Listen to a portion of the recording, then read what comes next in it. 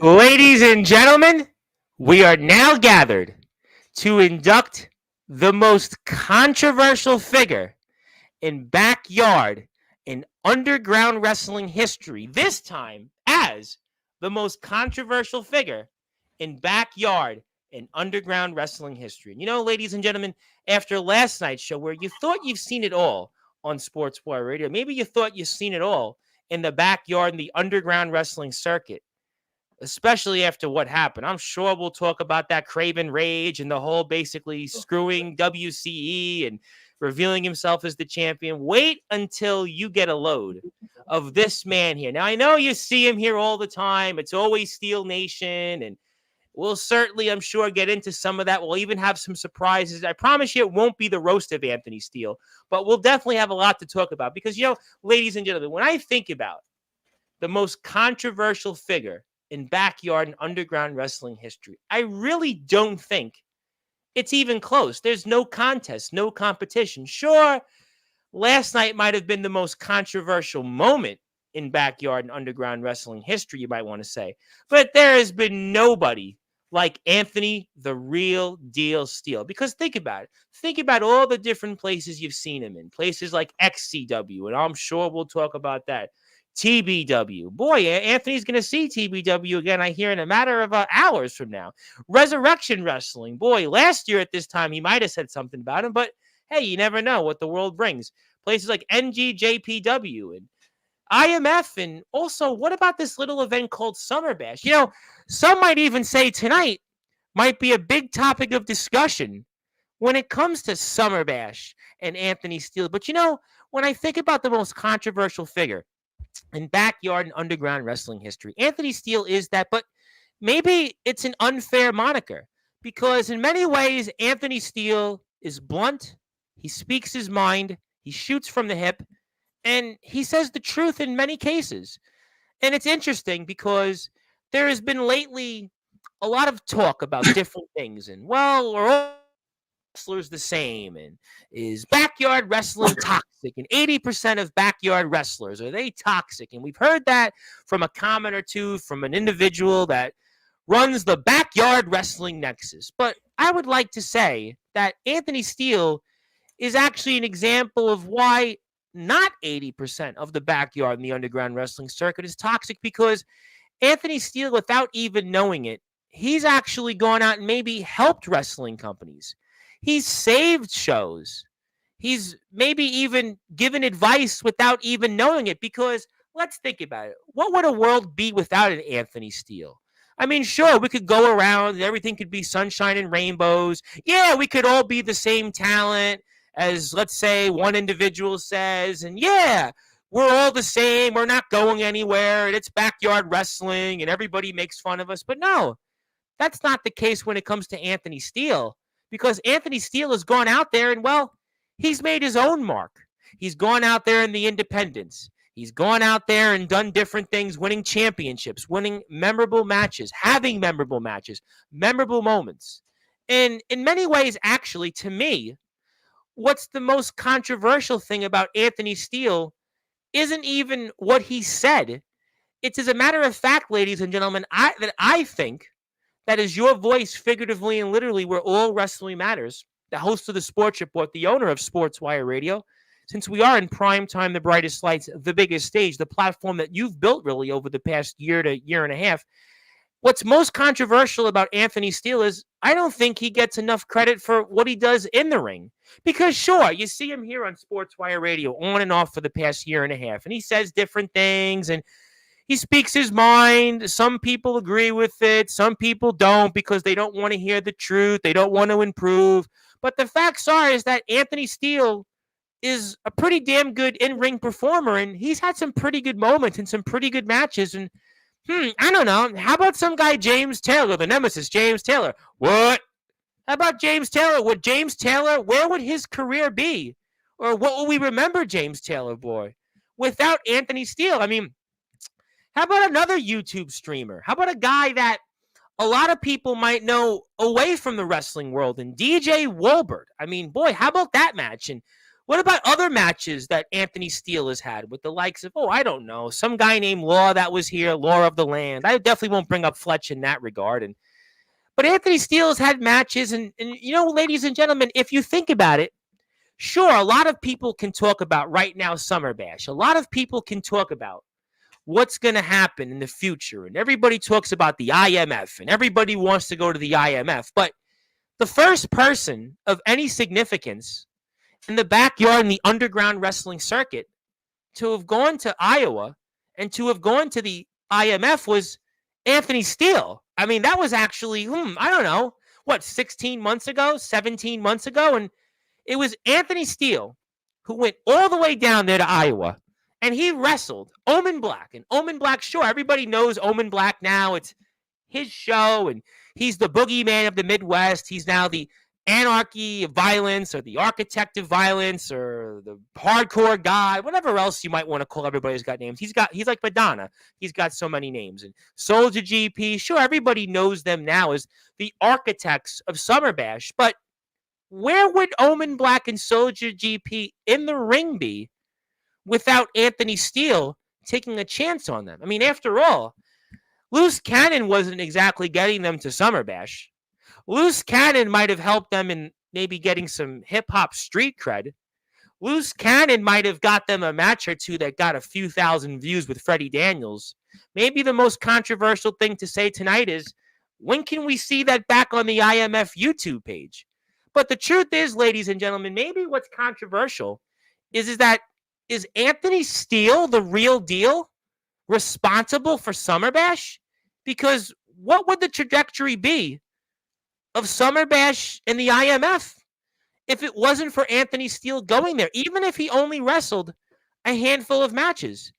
Because when you think about Anthony Steele and you think about his career, maybe what's most controversial is that he takes chances and he goes out there and he gives his body up, and he goes out there and doesn't really think about the consequences. Sure, we think about what he says on the mic. I mean, he certainly said a lot of things about XCW. I think right now, and many of this community would probably agree with a lot of the things said about XCW, especially, let's be honest, about the owner of the company who, in many ways, has been more of a controversial figure in some ways, not for what he says or done in the ring, but maybe how he's conducted himself with those from outside companies. Case in point, a Facebook post somebody might refer to from yesterday. I won't get into that. I'll leave that to those individuals. I'll leave it to those individuals that have certainly worked for that company. And Anthony Steele was a champion there once upon a time. Anthony Steele has had plenty of things to say about Tennessee backyard wrestling. Now, I don't know what the status of Anthony Steele in Tennessee backyard wrestling is or was or ever will be, but he said a lot of things that some might have agreed with, some might not have agreed with, and maybe in some ways, and in a crazy way, what I'm about to say is maybe more controversial than what anybody could say. Maybe Anthony Steele was the Ledger Shade of TBW before Ledger Shade, because after all, Anthony Steele was in TBW and then disappeared, right? And I mean, Ledger Shade, the last we heard of anything from him, was actually here in this platform in prime time, the brightest lights, the biggest stage. And then there's Resurrection Wrestling. I mean, boy, everybody thought about the history of, Bret Hart and WWF, WWE, Hulk Hogan, and Jeff Jarrett, but Anthony Steele has said probably more about Resurrection Wrestling than anybody combined in the backyard in the underground wrestling circuit. And, isn't he right? That's probably one of the architects of Resurrection Wrestling. That's only the landlord of Sportzwire Radio and is pretty much a deathmatch werewolf that's on his way to the great state of Massachusetts and is wrestling the likes of, I don't know, Jimmy Controversy and I don't know, guys, a long list of guys. How about guys like, I don't know, D Savage? He'll be here Tuesday night. We'll talk about that. But the facts are, in some ways, Anthony Steele connects a lot of dots.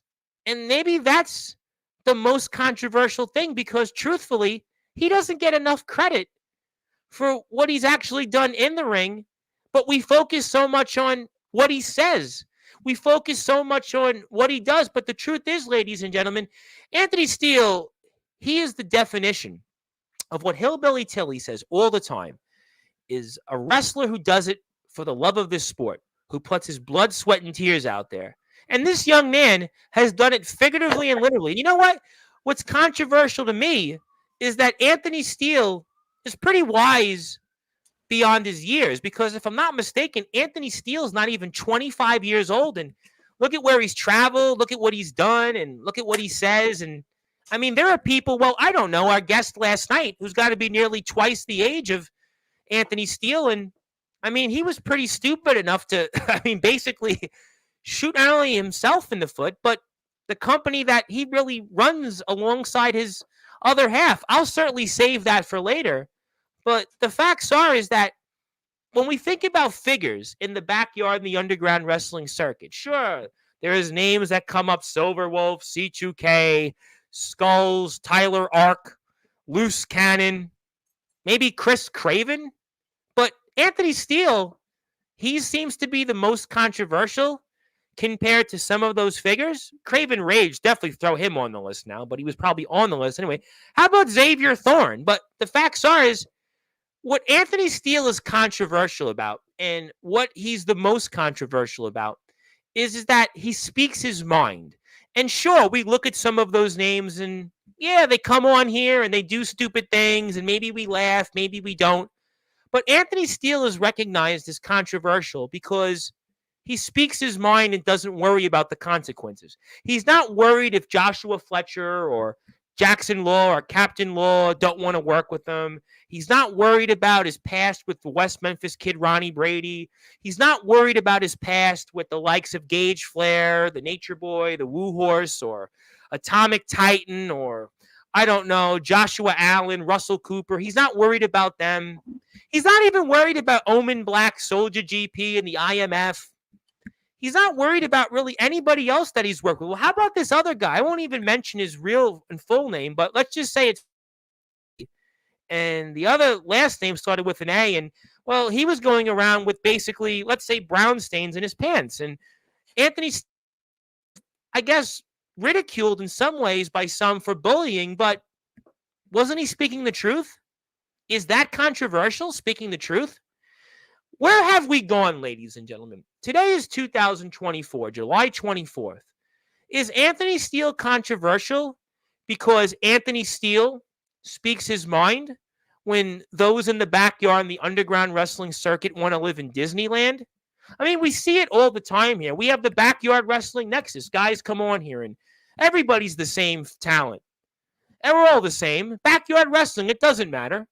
But I think it does matter. And I think Anthony Steele has proven time and time again is that there are people that care about the sport of wrestling in the backyard in the underground wrestling circuit. There are people that want to go out there and improve their craft. There are people that want to go out there and help others, and that's controversial. Anthony Steele giving his time, and Anthony Steele even recently tried to help maybe the guy that's the most unhelpable, and Xavier Thorne, a guy that Copper Dragon, the true patron saint of the backyard wrestling in the underground circuit. The man that really is the inspiration for so many careers that have made it to the big time. Asiego Jones, Fred Yehai, Skrilla, Shalance Royal, right now Vegas Storm. A whole list of people, but he said, you know what? Xavier Thorne, I don't want to bother with him. Mr. Hardcore, I don't want to bother him. But Anthony Steele, he took a chance. He took a chance on Xavier Thorne. Now, basically, Xavier Thorne, I don't really want to say, well, I'm going to say it. Xavier Thorne, I don't think any promotion seems like they can salvage Xavier Thorne. But is it controversial that Anthony Steele tried? Anthony Steele tried his best to help? I mean, the facts are is that, ladies and gentlemen, Anthony Steele is a guy that, sure, we're going to induct him into the Hall of Fame as the most controversial figure in the backyard in the underground wrestling circuit. But I really think, in my mind, as your voice of all wrestling matters, Anthony Steele, what's controversial about him is that he does not get enough credit for what he does in the ring. And his biggest and most defying moment might have truly been in prime time, the brightest lights, the biggest stage. And that was Summer Bash. Because What would Summer Bash have been without Anthony Steele? Let's think about it. What would Summer Bash have been for those that were there in Bremen, Ohio, with Anthony Steele's experience, Anthony Steele's ability to think on the fly, Anthony Steele's ability to help other wrestlers, to get them ready, because there were wrestlers there that probably needed that help, probably needed that advice. And Anthony Steele was the one that had the advice, and Anthony Steele was the one that was there from beginning to finish when there were those that may not have been able to think in those moments. And maybe that's what's most controversial. Maybe in some ways, is Anthony Steele our Shawn Michaels of the backyard in the underground wrestling circuit? Because let's be honest, Shawn Michaels in Once Upon a Time was a figure that he was polarizing. He was controversial. He spoke his mind. Some would say he had an attitude. Some would say he was cocky. But just like Anthony Steele, he expressed a love of wrestling. He expressed everything he did through the sport of wrestling. And today, Shawn Michaels is the man that's responsible for career after career that you're seeing in NXT going on to the biggest stage. Will Anthony Steele become the backyard and underground wrestling's version of Shawn Michaels? He'd probably prefer to be Drew McIntyre. After all, he's got a Claymore, and maybe that'll get him that WWE tryout. Maybe that'll get him further in the Indies. I don't know. But I do see those similarities, and there's no question that Anthony Steele is the only person on this platform that can come here unannounced, randomly, and speak his mind. I mean, let's talk about a few segments on Sportswire Radio. I know this is going to be the longest speech in history, but you know what? This might be the most controversial Hall of Fame speech in history. And I know Mr. Steele might say he might have the most charismatic voice. He might be able to speak on anything and anything for hours, but I still don't think, and to quote his words, he's never really seen and met a politician till yours truly, because after all, there's nobody that's a politician, quote unquote, like yours truly. But let's think about some of those memorable moments that Anthony Steele had on Sportswire Radio. He introduced himself the first time here in his first full interview, basically shooting on Resurrection Wrestling for more than 15 minutes. We think about his countless battles with Omen Black, Soldier GP here. How about those yin and yang moments with James Taylor, the nemesis James Taylor, the TikTok influencer himself? How about James Taylor and Anthony Steele going back and forth with Omen Black and Soldier GP? How about Craven Rage and Anthony Steele? How about Anthony Steele came on here with, I don't know, ADT. Remember ADT and all that stuff? And how about guys like CJ Black, the good guy, and Jason Storm, and all those different guys that he's going back and forth with? And what about this other guy who's named KKK, not to be convinced with or confused with the Ku Klux Klan? I was talking about a guy that might be Chris Craven, but really is Christopher Warburton, as most people would really know him these days in the ring. And that's really what we saw for a better part of a year. Him and Christopher Warburton go back and forth. And how about most recently an epic battle with, I don't know, this guy named Judgment? People maybe saw who really was real. Even if you didn't agree with Anthony Steele, who was truly the real deal? Who was the real person?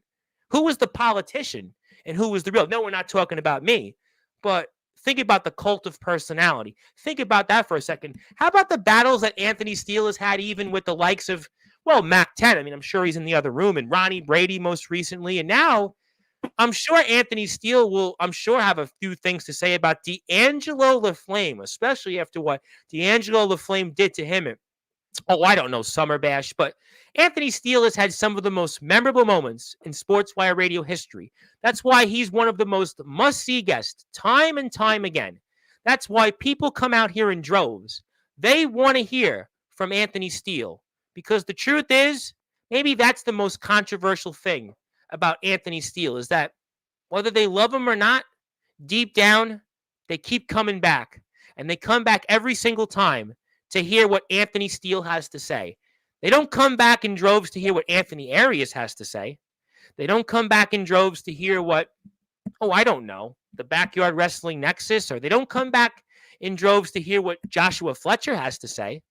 They don't come back here in droves to hear what the West Memphis kid Ronnie Brady has to say. No shade on Ronnie Brady. I happen to like Ronnie Brady, and I think the world of Ronnie Brady. I like Ronnie Brady, but it's a figure of speech, is that there are people that come here, and they come here really because they're here because it's all wrestling matters. But Anthony Steele comes here, and it's not the same as Mr. Judgment when he comes here or other guys in other feds that you can tell who's real and who's not real. But ladies and gentlemen, Anthony Steele is always real. And that's why he's getting inducted into the Sportswire Radio Hall of Fame for a second time as the most controversial figure in backyard and underground wrestling history. Although I would strongly and vehemently disagree with that, because I've seen a lot more controversial figures on this platform come here. Remington Stryker, drunken bum, probably waiting for tickets for a Taylor Swift, Travis Kelce Chiefs game. Good luck. He ain't getting there. Loose Cannon. Where is Loose Cannon? Witness protection? Probably should be. Maybe from himself. How about Silver Wolf? Well, I'll leave that at that. How about other guys? Tyler Ark. Are we still going to salvage him? Are we bringing him back in WCE?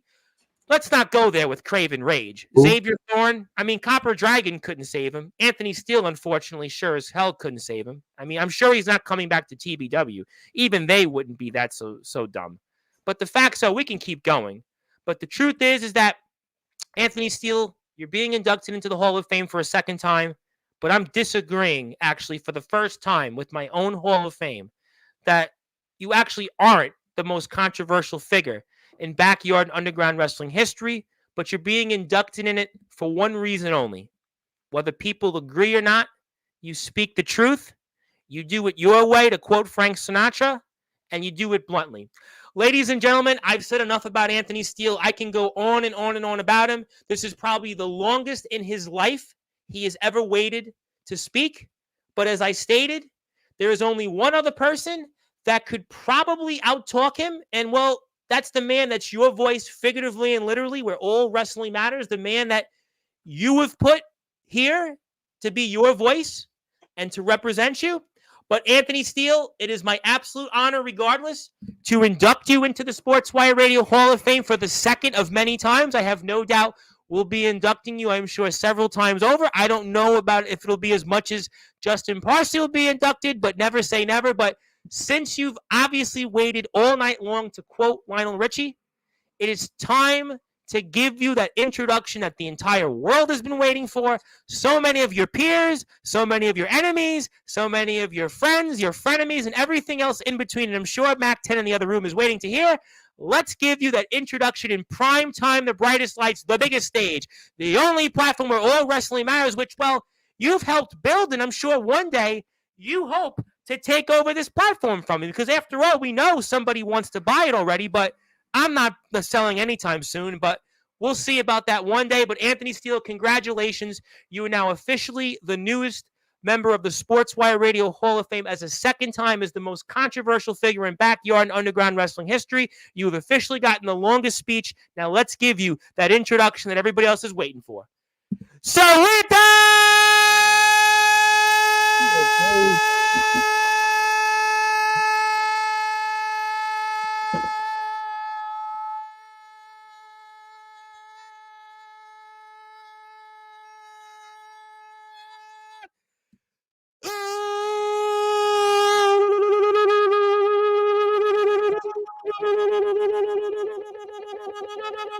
without further ado, here on the Sportswire.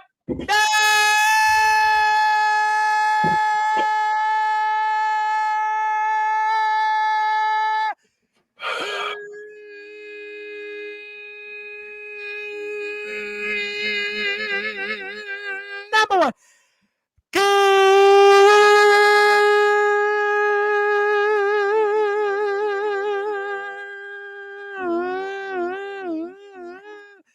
Sports show, the most controversial figure in backyard and underground wrestling history.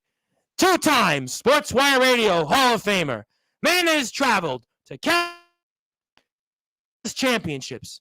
A man that has certainly spoken the truth countless times over. Whether you love him or hate him, his name is, simply put, the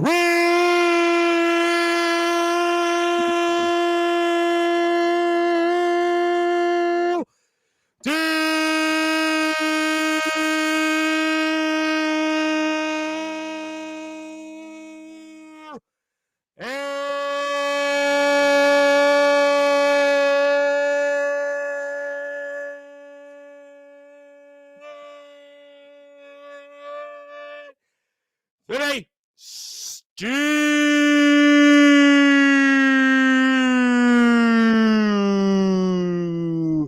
My friend, congratulations. You're now officially in the Sportswire Radio Hall of Fame for a second time. This time as the most controversial figure in backyard and underground wrestling history. Yes, as I should. As I should. I would disagree with that, actually, because I think in my speech, I think that you aren't as controversial as you might think, because I think what's controversial is really in the ring what you do doesn't get enough recognition, but congratulations. And how does it feel, I suppose? It feels great. To piggyback off what you said, basically an answer to it. If people don't like the way I move, people don't like the way I talk, you ain't gotta have me. But best believe when you don't have me and I'm somewhere else does, you're gonna see the difference of your views, man. You're gonna see the difference. But talking about it, I've said it before, I'll say it again. A lot of people don't like people being real with them anymore.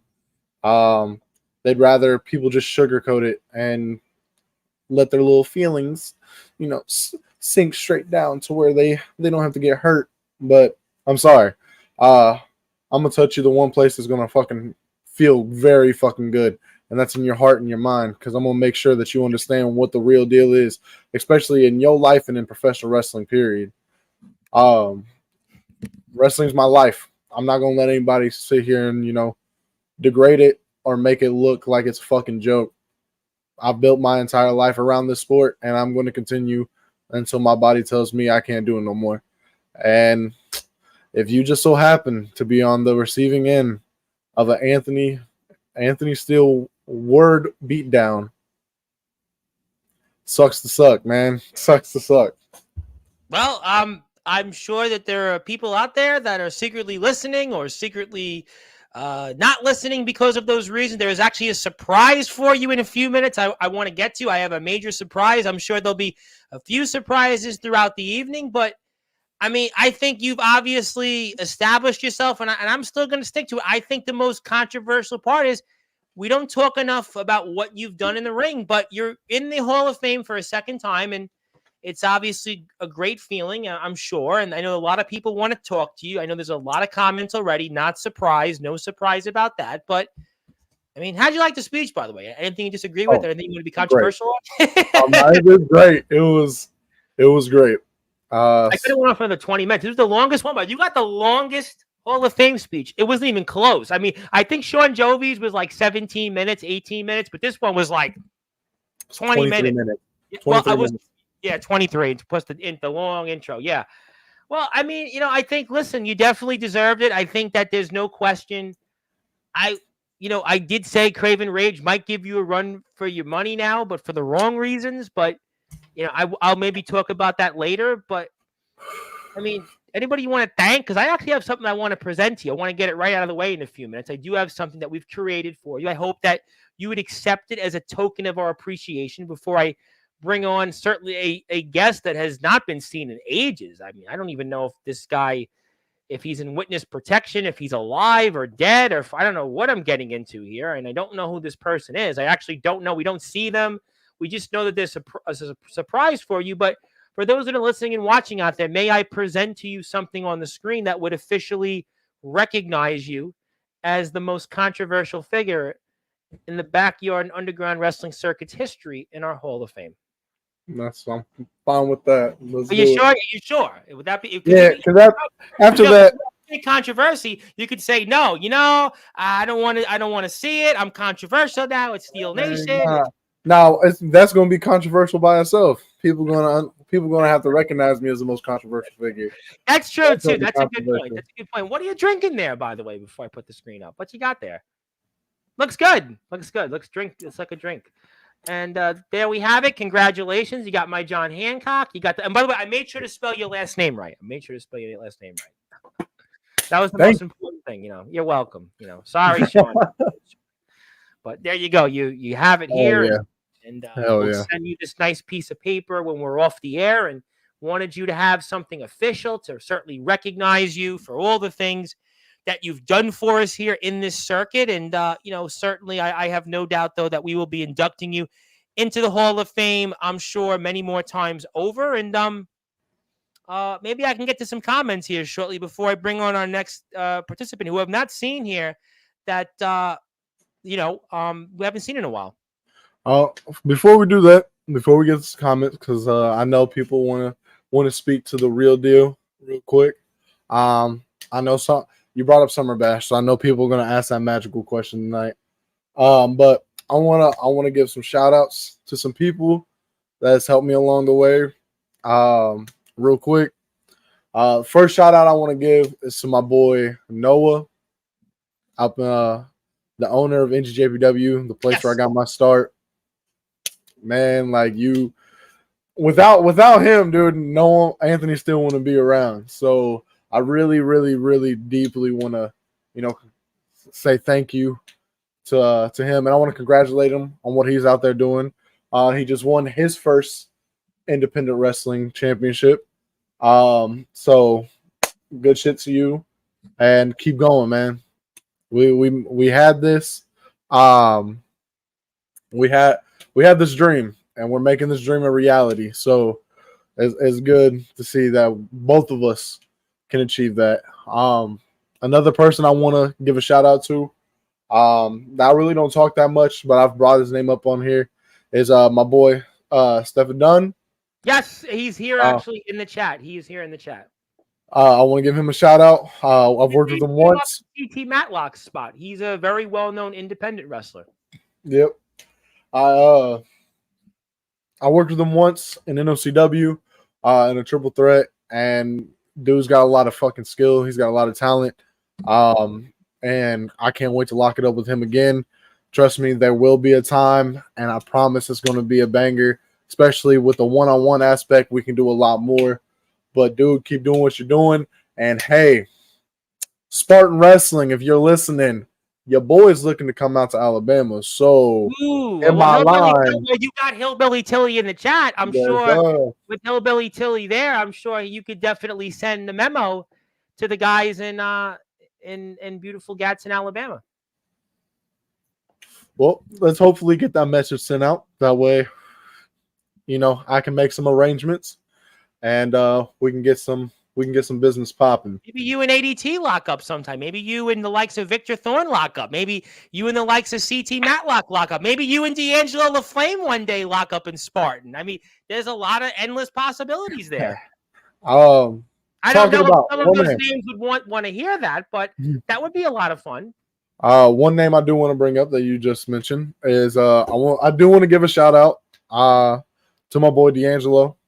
Even though you turned on me at Summer Bash, man, I understand you chose the wrong team, but keep doing what you're doing, man. You're grinding, you're hustling, and you're making your name known, and that's what I've been trying to do with myself, and you're doing it for yourself too. So like that is the best thing that I can ever see is someone, taking a dream and making it reality. But one of the biggest things I want to give a shout out to, and I don't do this a lot, is my dad, who is no longer here. I'm so sorry about that. I want to give a shout out to him because without him and pushing me to get out of the backyard and do what I need to do the indie stuff, I wouldn't be as well known as I am today. And that man has taught me a lot of life lessons.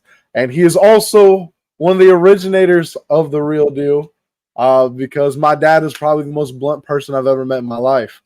And the apple doesn't fall far from the tree, huh? Yeah. So like he just told me, he was like, if you can't be real, you can't be 100 with someone. Don't expect people to be real 100 with you. Even though a lot of people nowadays don't like to be real 100, but I'm going to keep it that way. I'm 100% going to keep it that way because my dad did it to me, so I'm going to do it to everybody else. But finally, the last thank you I want to give is to you, Tom. Oh, you don't want to thank me. I want to thank you, Tom, for letting me come on your platform day in and day out. Let the people's platform. They've built the platform to where it is, to be honest. Hey, it's really but without Tom Bryce, where would Sportzwire Radio be? Well, it'll be in your hands. You might want it. You might want it to Hey, be in your nah, hands. I can't be Tom Bryce. I can only be the real deal Anthony Steele. I ain't a Well, you draw the politician. views. You draw the I, I views. I ain't a politician, but I do know how to talk. You do. You do. So, You do. but I do want to thank you for letting me, come on here, speak my mind, speak my piece, and educate these motherfuckers that think they know the art of professional wrestling when they don't even know it from Adam. But and the guys that this is a shout out to anybody. The guys that I need and want and will wind up competing with in the ring in the near future. Thank y'all. I respect all y'all until you give me a reason not to, and then it'll be the newest episode of Sportswire Radio. I was thinking you Um, were gonna thank instead of me. I was thinking maybe you were gonna thank Tyler Ark, maybe Silverwolf, maybe Loose nah, I'm Cannon. good That on was what I that. was hoping for. I don't. Woo sucks. Woo. No, I'm just Andrew kidding. Thorne, maybe you want to Um, thank. I don't know. nah, but y'all, I'm 2024 is almost over. 2025 is almost here. It's Uh, crazy. The year's halfway that's what I'm over. saying, man. Like, it's insane how quick this has gone by. But I'm looking for bookings. If anyone's got a booking open, man, I hear my tell you what, line. Spartan. I mean, we got Tilly's here, and Stefan Dunn's here. I mean, I would love to see that. I mean, you're not far away, and also I got one for you. How about Future Atlanta Pro Wrestling, August 24th? What are you doing on August 24th? I got my kid's birthday. Oh well, then that's how about Future Atlanta Pro Wrestling shows? Well, you said August 24th. Correct. Yes. No, I'm getting ready for Resurrection. Resurrection. I think at that point it'll be Deadly Collision. Well, I know that Mackie Boy is going to be busy in Massachusetts that day. That's why I thought maybe there'd be an opening for you in Atlanta. Hey, when at that point, I don't know. Hopefully, at that because from what I've figured out, the Rumble, I don't get my hands on Ronnie Brady. So hopefully, at Deadly Collision, I get my hands on Ronnie Brady again, and I can strangle that little pencil neck. Well, Um, can I ask you a controversial thing? I know let's go. before I love controversial things. Let's go. So I'm really curious because I know you guys at Resi have a big show coming up, the Revenge Rumble. I've been tagged in a bunch of reels on Instagram for it, and this is the first time, right? You and Tennessee Backyard Wrestlers are going to be in a locker room for the first time in what, 2+ years, about right? 2+ years. So what's that going to be like when you see the likes of, I don't know, Russell Cooper? And what's it going to be like when you see Gage Flair? What's it like when you see the likes of Robbie Andrews? What's it going to be like when you see the likes of, I don't know, Atomic Titan? What's it like if you see Manny Cobra? I don't know, Alan Michaels. I mean, guys that you have maybe been in a locker room with, guys that you haven't, but we know the history between you and TBW. We know that TBW and you, I mean, it's a real thin ice situation. I mean, we saw it here in this platform. I mean, what is that going to be like when you go in a locker room with TBW guys? I mean, are you going to go up to them? I mean, I'm going to be real controversial. Are you going up to them, or are you going to basically wait to see who goes up first for the handshake? Because that's going to be the big topic, I'm sure, right now in those locker rooms. TBW guys and Resi guys are going to be, without admitting it, they're going to be like, okay, well, who makes the first move? So I know there's some TBW boys in the chat. And I love TBW. I'm actually asking a legitimate question. This is a question of like, when you go there, what's that going to be like? TBW. Yes, I want to know this. This Saturday, we're going to share a locker room. Yes, we are. Yes, we got what, 72 hours? Just maybe less now. Less than 72 hours. I would love to shake y'all's hand, be respectful. All right, because I'm there to put on the best show, the best show that I can. Absolutely. And so, if y'all share that same energy, we're gonna have a great time. If y'all want conflict, I'm sorry, I'm not for it. What do you think they'll do? What do you think that the TBW guys that were there, like Joey Anderson, guys that Gage Flair, Russell Cooper. We know Russell Cooper. It's been well documented what he said here in this past on this platform. What are those guys going to be like? Titan. I love all the TBWs. I'm just curious, legitimately, what's going to happen there Do you think guys are going to go up to you? Do you think that guys are going to kind of keep their distance and stay away because of the past? I mean, how do you think that plays out? Because, you talk about me being a politician. In politics, that was always like when you'd see your opponent, the thing that would be always most interesting is who makes the first move? Who goes over to make the handshake? Because they would always say, whoever goes first is the one that's going to be able to make that sign of intimidation. So in a way, without knowing it, you're going into like opponents of yours despite being on the same show. So, I mean, what do you think about all that? Because I think that's going to be an interesting thing. Are those guys going to come over to you and embrace and say, you know what, forget what's been said here, forget the past? Or is it going to be like they're on one side, you're on another side, and we're going to be in a rumble, and let's hope I don't touch you, and like that's it. I'm going to say my magical phrase. There's going to be a lot of open air and opportunity, boys. Open air and opportunity. So, I'm going to leave it as this. What do you think the Resi guys are thinking? We want to go controversial. Do you think the Resi guys have been talking about this? This has to be a topic. That deep down, you're controversial, right? You said you want controversy. You have to know guys and Resi are talking about this right now. I'm going to say this. Wow, Anthony Steele being humble tonight and less controversial, boy. Oh, because that's later. That's later. Okay. Oh, but TBW, I know. Yes. I know they're probably doing the same thing that they did, when Resi saw me at their first indie show. They're talking. They're wondering what's about to transpire. I'm gonna tell you all this. Would you like to make peace with them? Would you like to, be friendly? Would you like to say hi? I'll tell you. There's one person I want to talk to. Okay. One person, and I know most likely Titan or Josh are in the chat right now. So Titan, Josh, if you tell them, you tell them. If you don't, you don't. I want to talk to Gage Flair. Interesting, because Gage Flair has never been on this platform. Gage Flair is the one guy that's never been here. I want to sit down. Well, I don't even have to sit down. I just want to walk up to him, extend my hand. And if he shakes it, he shakes it. If he don't, he don't. What do you think you would say about him if he doesn't shake your hand?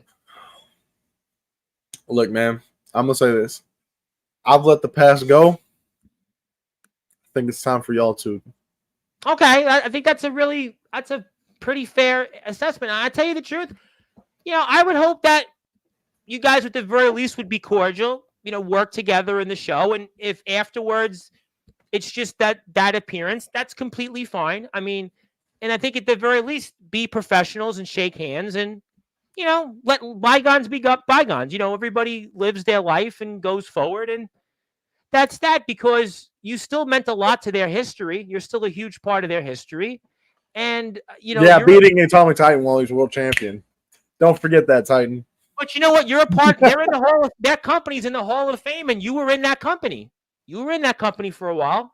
So technically, does that mean I'm in the Hall of Fame for 3 times? Well, I guess so, I suppose. I mean, past and present, I guess that means James Hell's going to be, what? I'm a Hall of Famer again? What? 3 times. But the facts are, I'm one behind you. But you know what? But the facts are is that I think that's an interesting topic, and not to bring it up, but you're controversial, and I'm sure people. Before I am going to bring on the guest that I've been waiting to. I mean, I think that's a really interesting thing, because you're back in a place that you haven't been into. We just know the controversy, but something tells me, to be honest, I think that you guys are going to be fine. I think everybody's going to be cordial. I think Josh is a great guy. I think you and Titan will shake hands. I don't know enough about the rest of the guys. I think Alan Michaels is a great guy. I think he'll be, I'm sure, excited to see you. I have no problem with. Hey, if there's one person I want to meet that I hope is going to be there, Shane Davidson. I want Shane to be there so I can go face to face and be like, well, he doesn't work for TBW. What's up, Anthony Steele 2.0? How you doing, buddy? Well, you know what? I think it's time. I know I have a lot of comments. Hang on. I think I'm getting ready to bring on that surprise. There's a lot of surprises tonight. I only have so much time with people. I think he's here. I think we have received the message of who this is. And boy, this is going to be a good one, because our guest that's coming on to surprise you is a man that he was probably the most viewed interview in the history of a company that we do a lot of work with, and that's XCW. And could I bring this person on? Unless you want to change your mind. Maybe you want to avoid controversy. Maybe you've turned the other cheek. Maybe you just want to move on. You don't want to do anything. You sure? Is it? I hope it's my boy. I hope. Well, we don't know, but I only can tell you if I bring him on the screen. Hey, listen, there's only 2 guys I know got views from XCW, and one's my tag team partner, and one's probably one of my best friends. So you're not thinking it's Jackson Law then? Fuck no. Fuck no. Law's okay, crickets, but that's crickets right there. That ain't views. That's crickets. Well, that's people that know him from other stops. Yes, I agree with you that the people that showed up there, but yes, XCW social media is the worst in the backyard in the underground wrestling circuit. Let's be honest. But okay, can I bring this person on unless you want to change your mind? Bring him on. Okay, he's here for the first time in ages. Oh my God! Is that who I think it is? The man that has been a renowned streamer, a man that was the most viewed person to have come on from XCW in this platform's history on YouTube.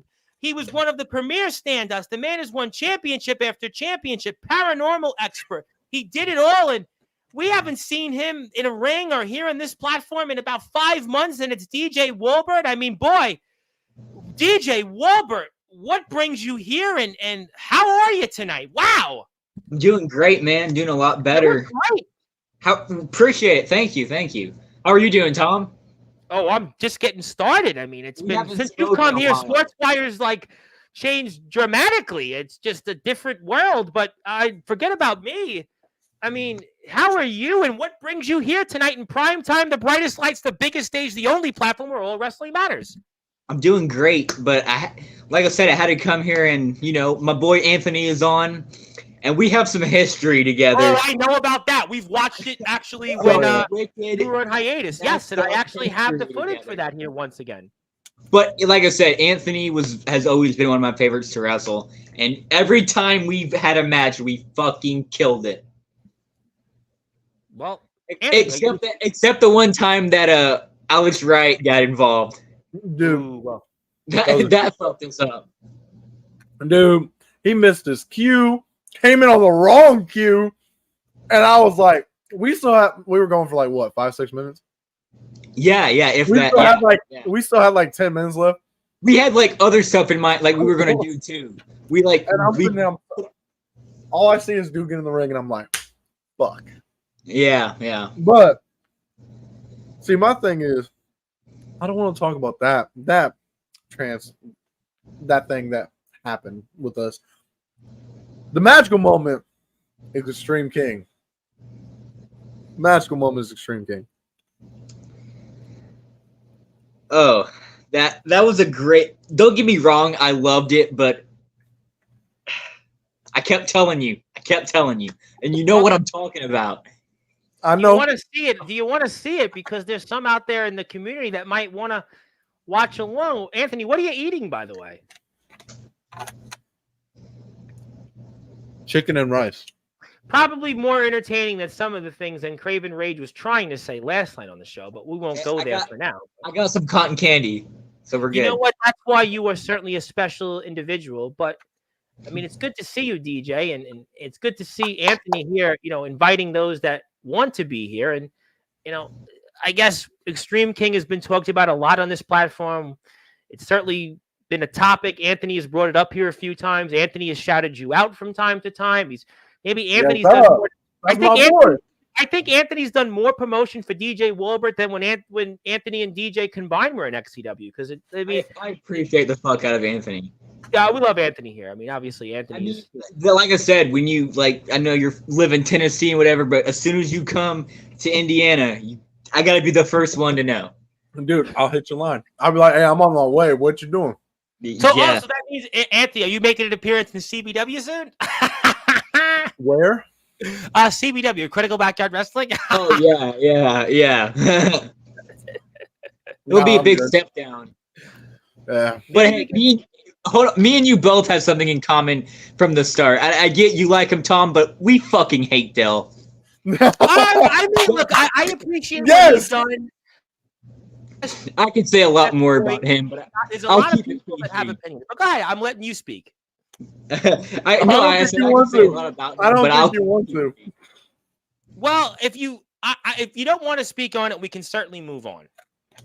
I mean, I'd like to punch him in his face when I see him, but besides that, I mean, there's a lot of people I'm sure that would have their opinions on that. I mean, I obviously saw what happened yesterday on a Facebook post between former XCW wrestlers and a current owner of XCW, who obviously is I would say might be the most hated owner in knucklehead anywhere. I mean, I have to say he's just a bad guy. I gotta be honest. I don't like him. I don't like him at all. I don't like that guy. I just don't even. I mean, I love XCW. I love the guys that come here, but I mean, he is just. I mean, look, I appreciate what he's done for the circuit and the sport, but I just don't have any patience for guys that are going to dictate and guys that want to tell me about the storyline and guests to come on here. I mean, there's a lot of guys that want to be here, and we've extended the olive branch, but that's as far as I want to go with it, really. That's as far as I want to go with it. But I have you guys here, and I see people are here in the chat. Let me say hello to some people. I want to put Extreme King up. I know. Can I ask a question real quick? You asked me 100 questions. No, it's actually a question for DJ. Oh, ask him 1,000. Now that you're here, and now that we're about to put that match on, okay. Do you want to talk to the world about what was going on during that match? Okay, so it does get pretty violent, I will say. Pretty bloody. You want to talk about it during the match? Like what we were going through, like how we were, doing this whole match? We could, yeah, I'd be down. But for sure. We're actually going to put the match on the screen. And while we get ready for the entrances, let me say hello to some people. There's a lot of people that wanted to say hi, and I didn't get a chance to get them in there. Zilla is here once again. Zilla with usual comments. James Marshall, who I think a lot of people gained a lot of respect for yesterday, and really want to see him, and just hopefully WC does well despite of the individual that was here yesterday. Want to say hello to Il Drago, one of my favorites, so I got to get on this platform one of these days. Sup Uses and Manolua Lele. I apologize for the butcherings. Good blessings. Amen to that. Want to say hello to Ox McCoy, Ox, my buddy, who's bound in blood, sends his messages in blood, and reigns in blood. Want to say hello to Mr. Hill, Billy Tilly himself. Howdy, fellas. I think the messages got word. Also, Mr. Steele, your looks like your neighbor, your tenant, or your roommate, whatever you want to call him. Steele sucks, but want to say hello to the Breakpoint Wrestling Champion, who I noticed Xavier Thorne is out of that company also. Boy, Xavier Thorne's hit the unemployment line for 2 companies, I hear, in the last week. Is that controversial for me to say? You want to say something, Anthony? I will move on. Move on? Good enough. Atomic Titans in the house. My Hardcore King says, what's up? Obviously, looking forward to you and Anthony having a big hug. You and Titan have a hug, hopefully, on Saturday's show. Stephen Dunn's in the house. How you doing? Love Stephen Dunn. He's definitely real, and we definitely recognize he's real. Anthony and DJ are just locking up. Levi McDaniel's in the house. How you doing, Levi? I don't think just you have met Anthony Levi McDaniel. Zilla's in the house. Yes, All Wrestling Matters. Love that.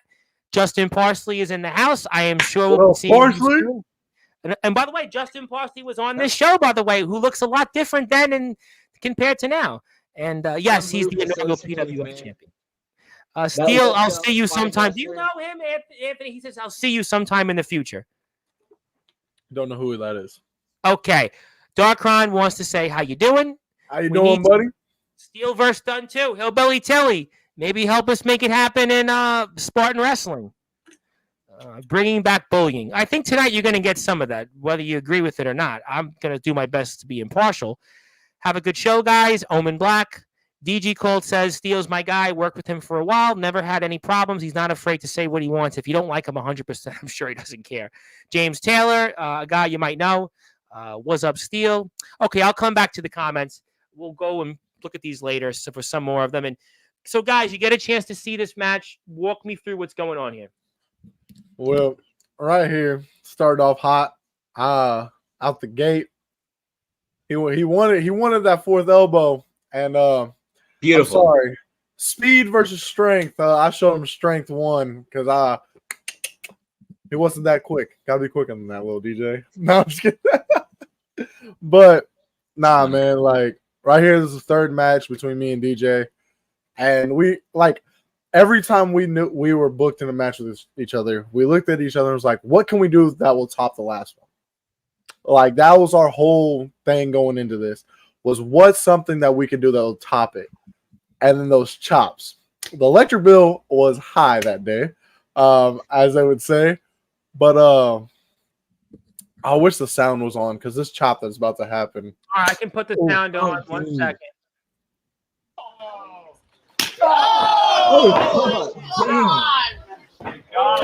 Ain't no cap. That was probably one of the best chops I've ever done in my life.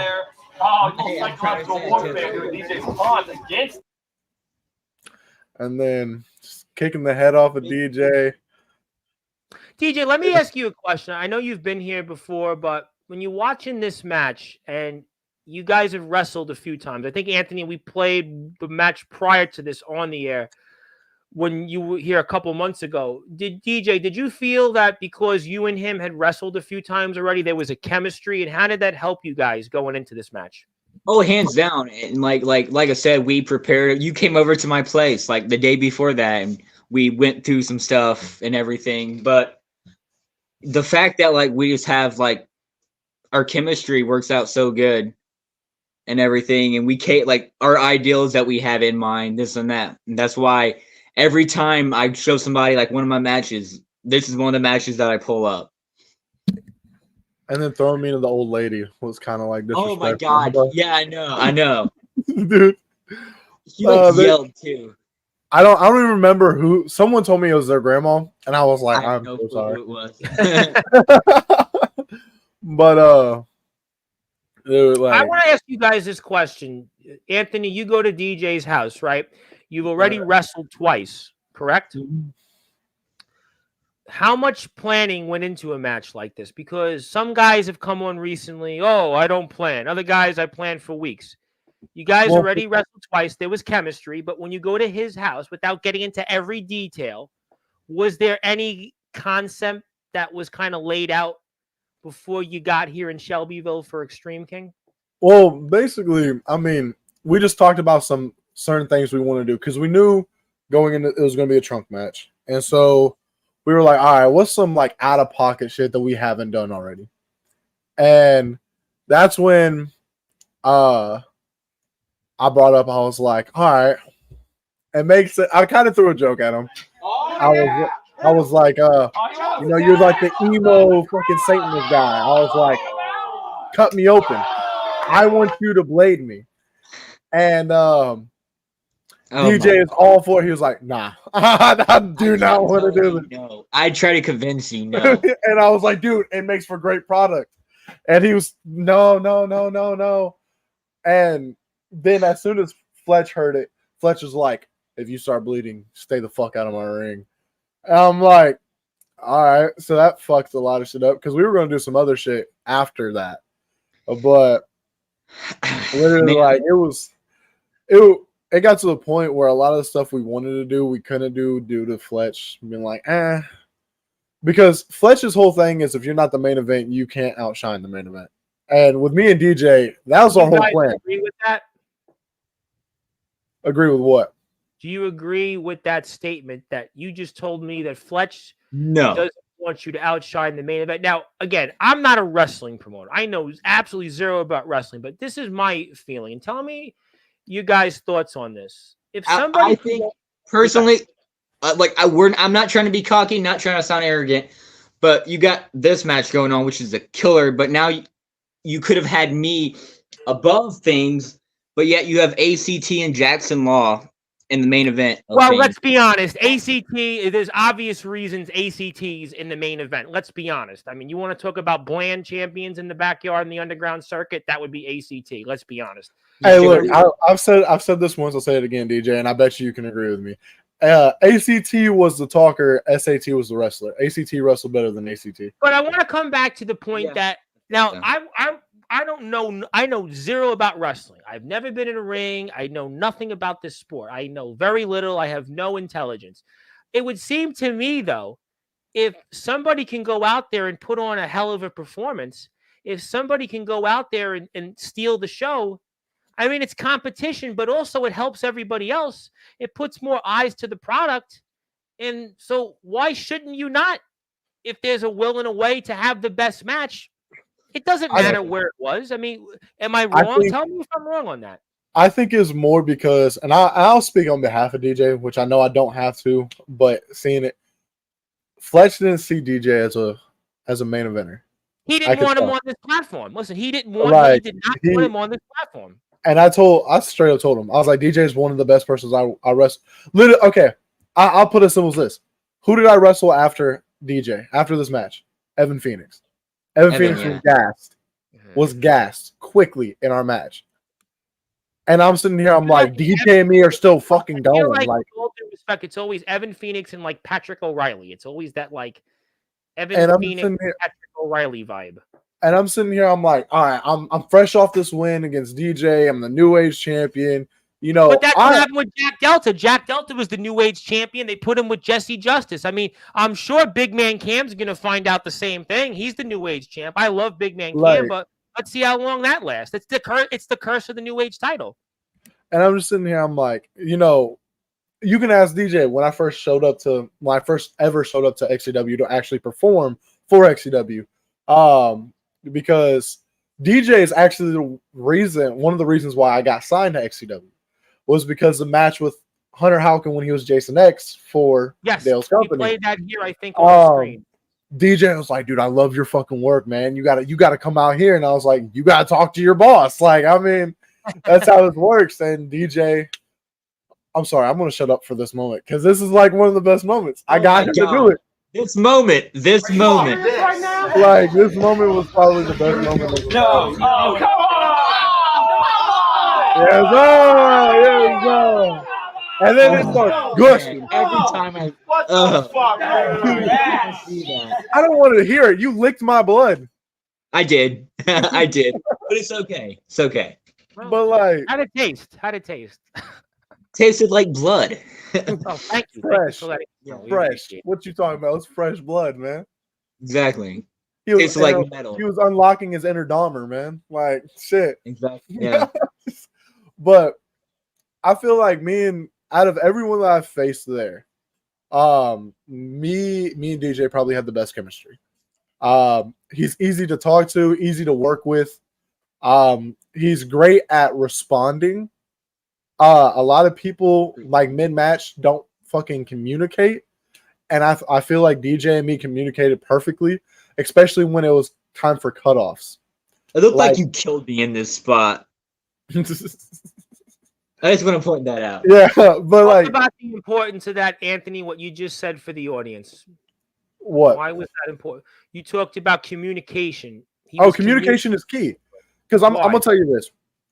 The best thing about wrestling is a lot of people say they don't communicate. They don't talk about it before the match. They just go out there and do it. All right. The best thing I say about a match is you get a beginning, a middle, and an end, then communicate in between. For the simple fact that if you try to do a whole match and plan it beforehand, you're not going to remember what the fuck you're supposed to do. You're definitely not. Unless you have the mind of Albert Einstein, you're not remembering every single fucking thing. And communication is key because you need cutoffs. You need good cutoff points. You need good rest spots.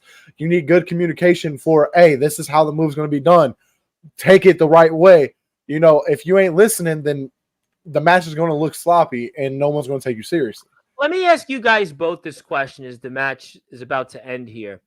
Do you guys wish you had more time? Some guys say, like, for example, D'Angelo the Flame and Alan Michaels. We had both guys on around the time of the match. And they both, Alan especially, was like, you know, it was a good match, but I wish we would have had more. But there was the heat. There was a different issue with that. Do you guys feel like you could have had more time in this match? Or were you feeling that like 13 minutes was enough? I wish we had more in-ring time. Because once the blood came into the factor, because we had shit planned after the blood spot. Mm-hmm. When we got told we can't go back in there, that cut off a lot. So my thing was, we had to like call it off and end it. And I'm sitting here, I'm like, all right, I was hoping me and DJ run it back for a fourth time. Because at that point, dude, the fourth match, I finally figured out a way to beat DJ Wolbert, make all his little mind games and stuff like that, and null and void. You know, the retribution match, basically. I just took the title off of him. He gets his rematch, and that's one thing I see in XCW a lot is a lot of people don't get rematches. Like it's like once you lose the title, you're fucking done. No, a lot of when you lose a title there, you drop down the card a bit. There's like, I don't know if or they blow hot potato. Like right now, the title's changed hands so many times there. Brady Branson wins the title, then ACT gets it, then Miano Diaz gets it, then Tommy Merriman gets it, then Eric Mason gets it, and they're pushing Eric Mason and Hunter Halkins. So what happens is kind of like what we saw yesterday. You see a hot potato. Now, again, I'm not a wrestler. It's not my company. I don't know enough of it to make a judgment call. But as a viewer, it seems to me as if the title doesn't have that validity because the title's changing hands so often. The tag titles, they've had consistency, but wonder why. Who's the champions currently? But certain titles there, I would think you need that. And it's an interesting point you make because I think that in that case, the problem, what you're relying on, Anthony, and maybe DJ has the same thought, is that you're making the title, but not about the wrestler. So almost the wrestler becomes interchangeable.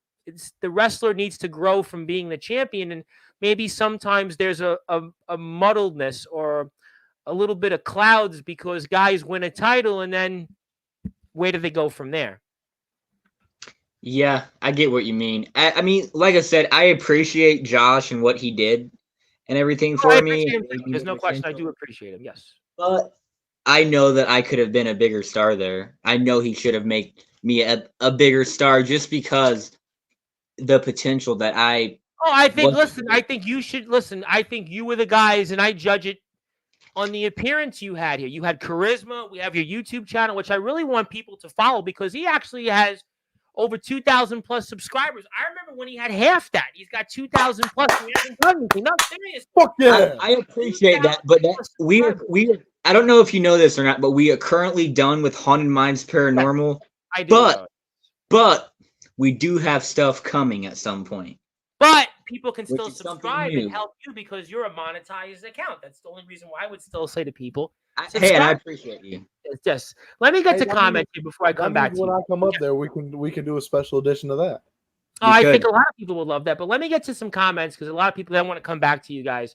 Drake Golddragon's in the house. How you doing, Drake? I got to get Drake one of these days. Darkron Steele was reffing, doing commentary and wrestling. Sorry, Steele, to pull back the curtain, but it was great to meet you. Darkron's such a nice man. Great to meet you too, man. I wish we could have worked. Well, you never know. How you doing, Michael Christian? Thank you, Michael, for your kind words. Michael is one of my favorites. Love Michael and everything he does. Stay tuned for that. You'll certainly, I'm sure, get something there. I'm sure, Anthony, you have a thing or two to say about that eventually. Hillbilly Tilly gives the up. Alan Michaels, how you doing? Alan was on Twitch earlier playing the new NCAA college football game. I was hanging out with him earlier in the day, and the game looks Come catch the smoke, Alan.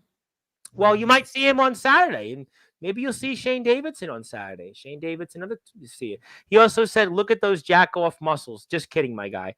Stefan Dunn's in the house. And by the way, if you haven't yet, please hit the sub button for me. I'm trying to get to 1,000 subs, so if you're Stefan Dunn or anybody else out there, hit the sub button for me. I'm almost at 1,000, and what's funny is if I get to 1,000 subs, I'm not only getting a tattoo, but I'm also letting you and everybody else control the platform. You can come here, roast me.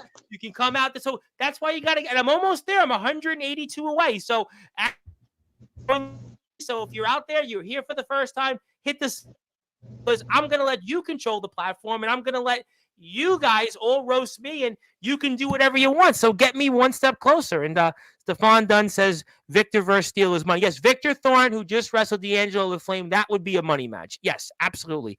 DG says there's no locker room in TBW. It's Grandma's shed. I don't know about that. I'm gonna let the guys who worked in TBW tell me about that.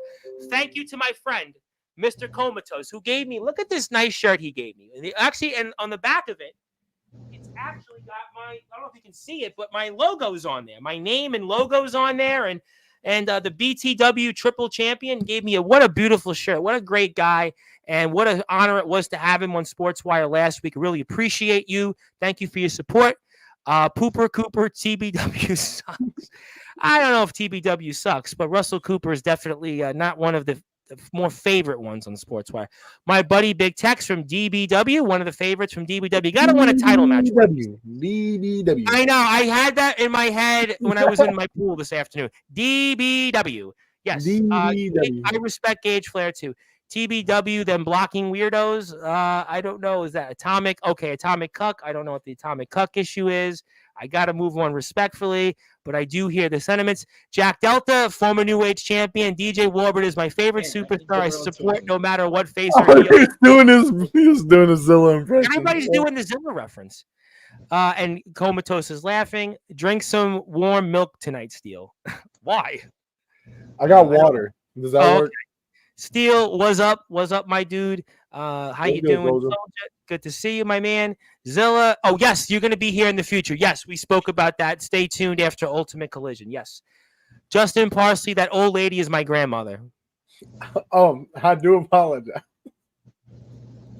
Wait, what? James wants to know, what did he say about you being told not to outshine the main event?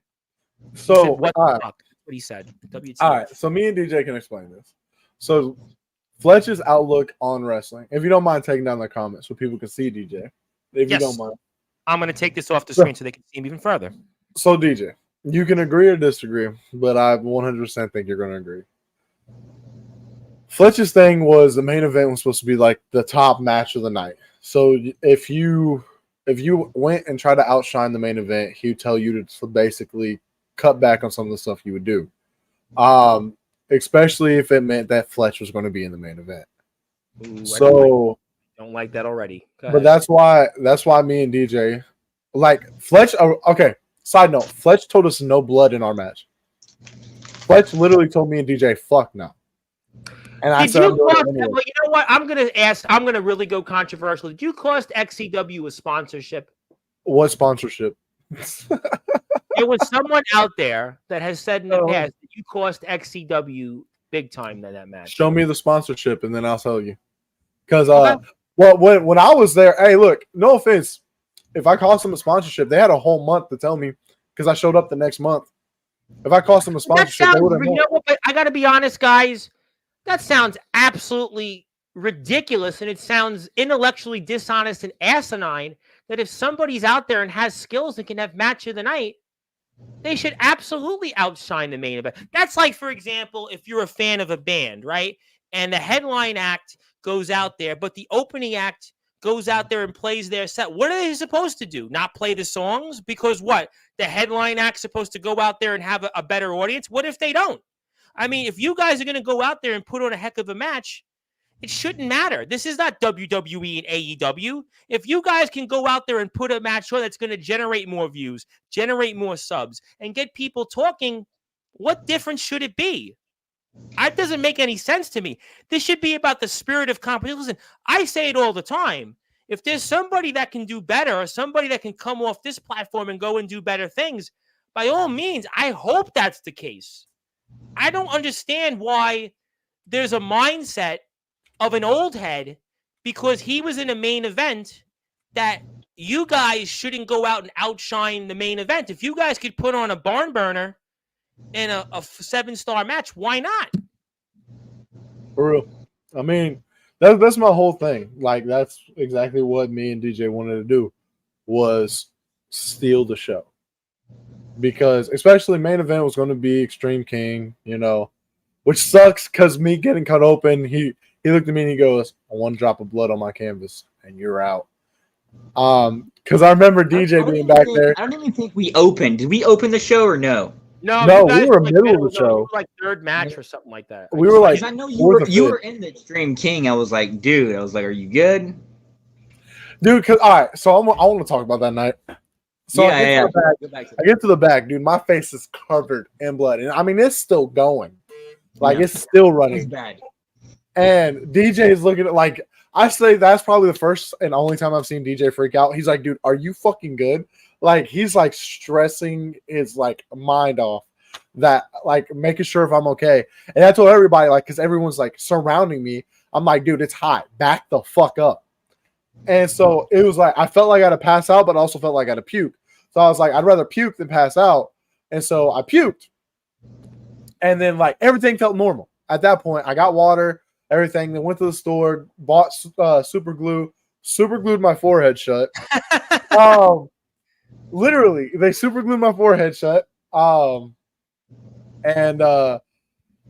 we're just sitting there, and DJ's looking at me. He's about to go out for the Extreme King, all that, and he goes, "Are you sure you're good?" And I'm like, "I'm 100% sure I'm good." I was like, "I can do this." He's like, "All right, buddy." He's like, "Just take it easy." And then Fletch pulls me aside. He goes, "All right, you can still be an Extreme King, but one drop of blood and you're out." And then I'm in the match. I'm working it. Working with Fletch's cousin. I think it was his cousin or his nephew, the big buff guy. You remember that, DJ? Fucking came in a fucking wife beater and fucking, I think, James. Cerebral. I don't know, but dude, was it James Cerebral?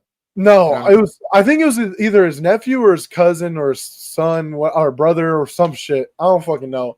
But like we're in the middle, of the ring, and I fucking just boom, give him a forearm, and he sells it. And so like we're working. All of a sudden, I take a move, and I'm going to get up, and I'm like this, and I see the drop of blood go straight down. Oh man! And I'm looking at that, and I look up, and why did he not want? Well, why did he not want blood on the canvas? Because it would ruin his canvas. Does he not understand that guys go wrestle and do thousands of things on that canvas? So I'm sitting. Is he the same guy, by the way, that doesn't allow certain wrestlers in his bathroom or something like that? I've heard some story from different guys out there. I know not really his bathroom is he don't allow certain people in his house in general. Like for the first I think 2, maybe 3 shows, I was not like if I had to piss, I'd have pissed behind the garage because I couldn't we could not go. What kind of owner is this? Like we had to go out back and take a piss, and so I'm sitting here. I'm like, all right. What was his logic why he wouldn't want people in his house? This sounds like maybe the same reason why he got $600 ripped off from him. He sounds like a slave owner. Seriously, this guy sounds like a slave owner. I will give credit where credit is due on one thing. Fletch, you do got a decent ass fucking title collection. I will say that. So, but he doesn't let people in his house to use the bathroom though. So now that night, I loved that night for one reason only. That was me and DJ. DJ working that night. That I was looking forward to it. I think what was the show before Extreme King, he was sick and fucking Fletch just told me I didn't have to show up, which I was like, cool. Don't have the funds anyway. Yeah, and so I looked at DJ and I hit him up. I was like, hey, there's an abandoned building right down the street from where I'm at. I was like, and they have satanic like scriptures and rituals and shit all over the walls. I was like, I'm gonna play the part like this is where you're from. And he was like, dude, that sounds fucking badass. Go do it. And so I'm sitting there in this fucking abandoned factory, like all around all these satanic scriptures and shit. And I'm sitting here, I'm like, holy fuck. And then as soon as I cut the camera from this promo, we hear something drop all the way on the opposite side of the building. And we're like, holy fucking shit, what did we get into? But I loved it because it played into it. And I still say to this day, with outside of working with Parsley in the Rumble at Summer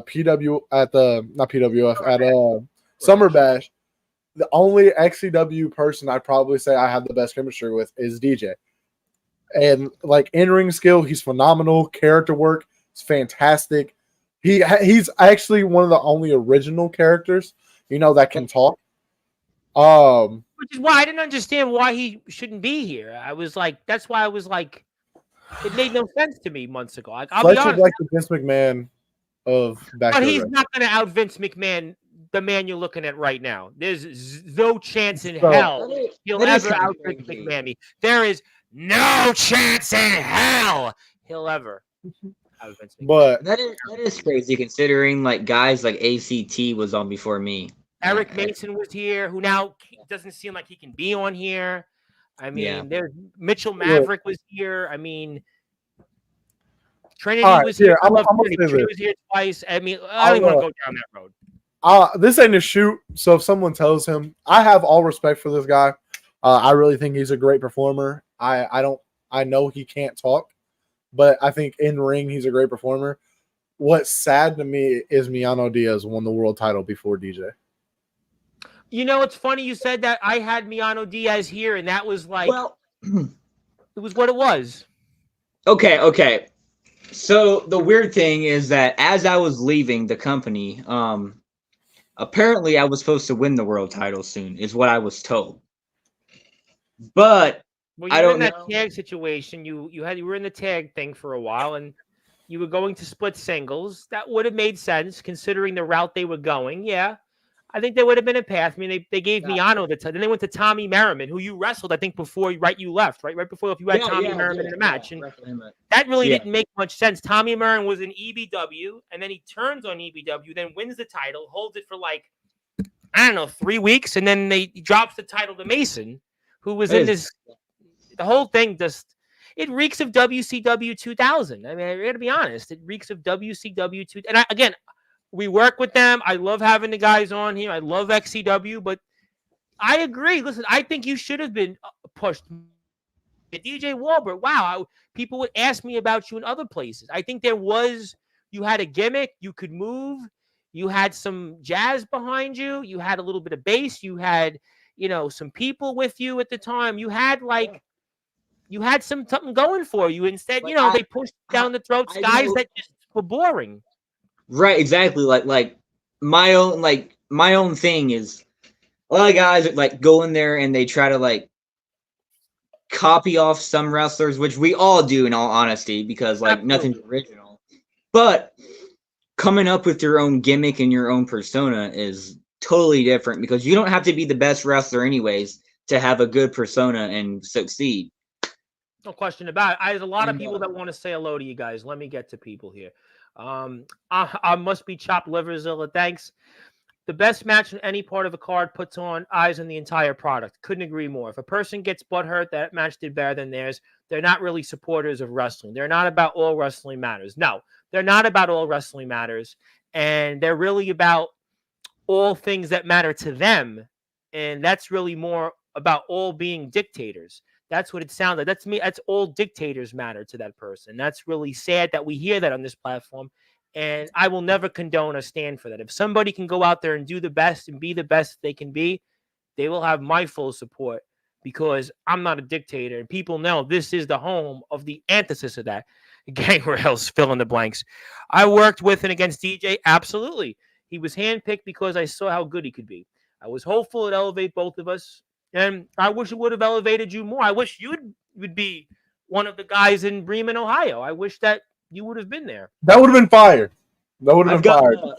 I'm gonna go down to Iowa at some point, most likely. I've gotten offers from Hey, Summer Bash 2025 is in Iowa. DJ, be there.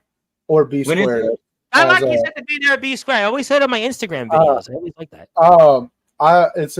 It's July, I think July 5th through the 7th of next year. 3 days. Yeah, next I was like, wait, Halo Community Center. Yeah, it's next year. It's going to be in Iowa. Maybe we can run it back a fourth time there. I will come. You know what? That would be a lot of fun. I memorize the beginning and end. Whoever I work with, we work on the fly and talk about crucial points for the middle before the match. Hell, we'll remind each other during the match. Good commentary.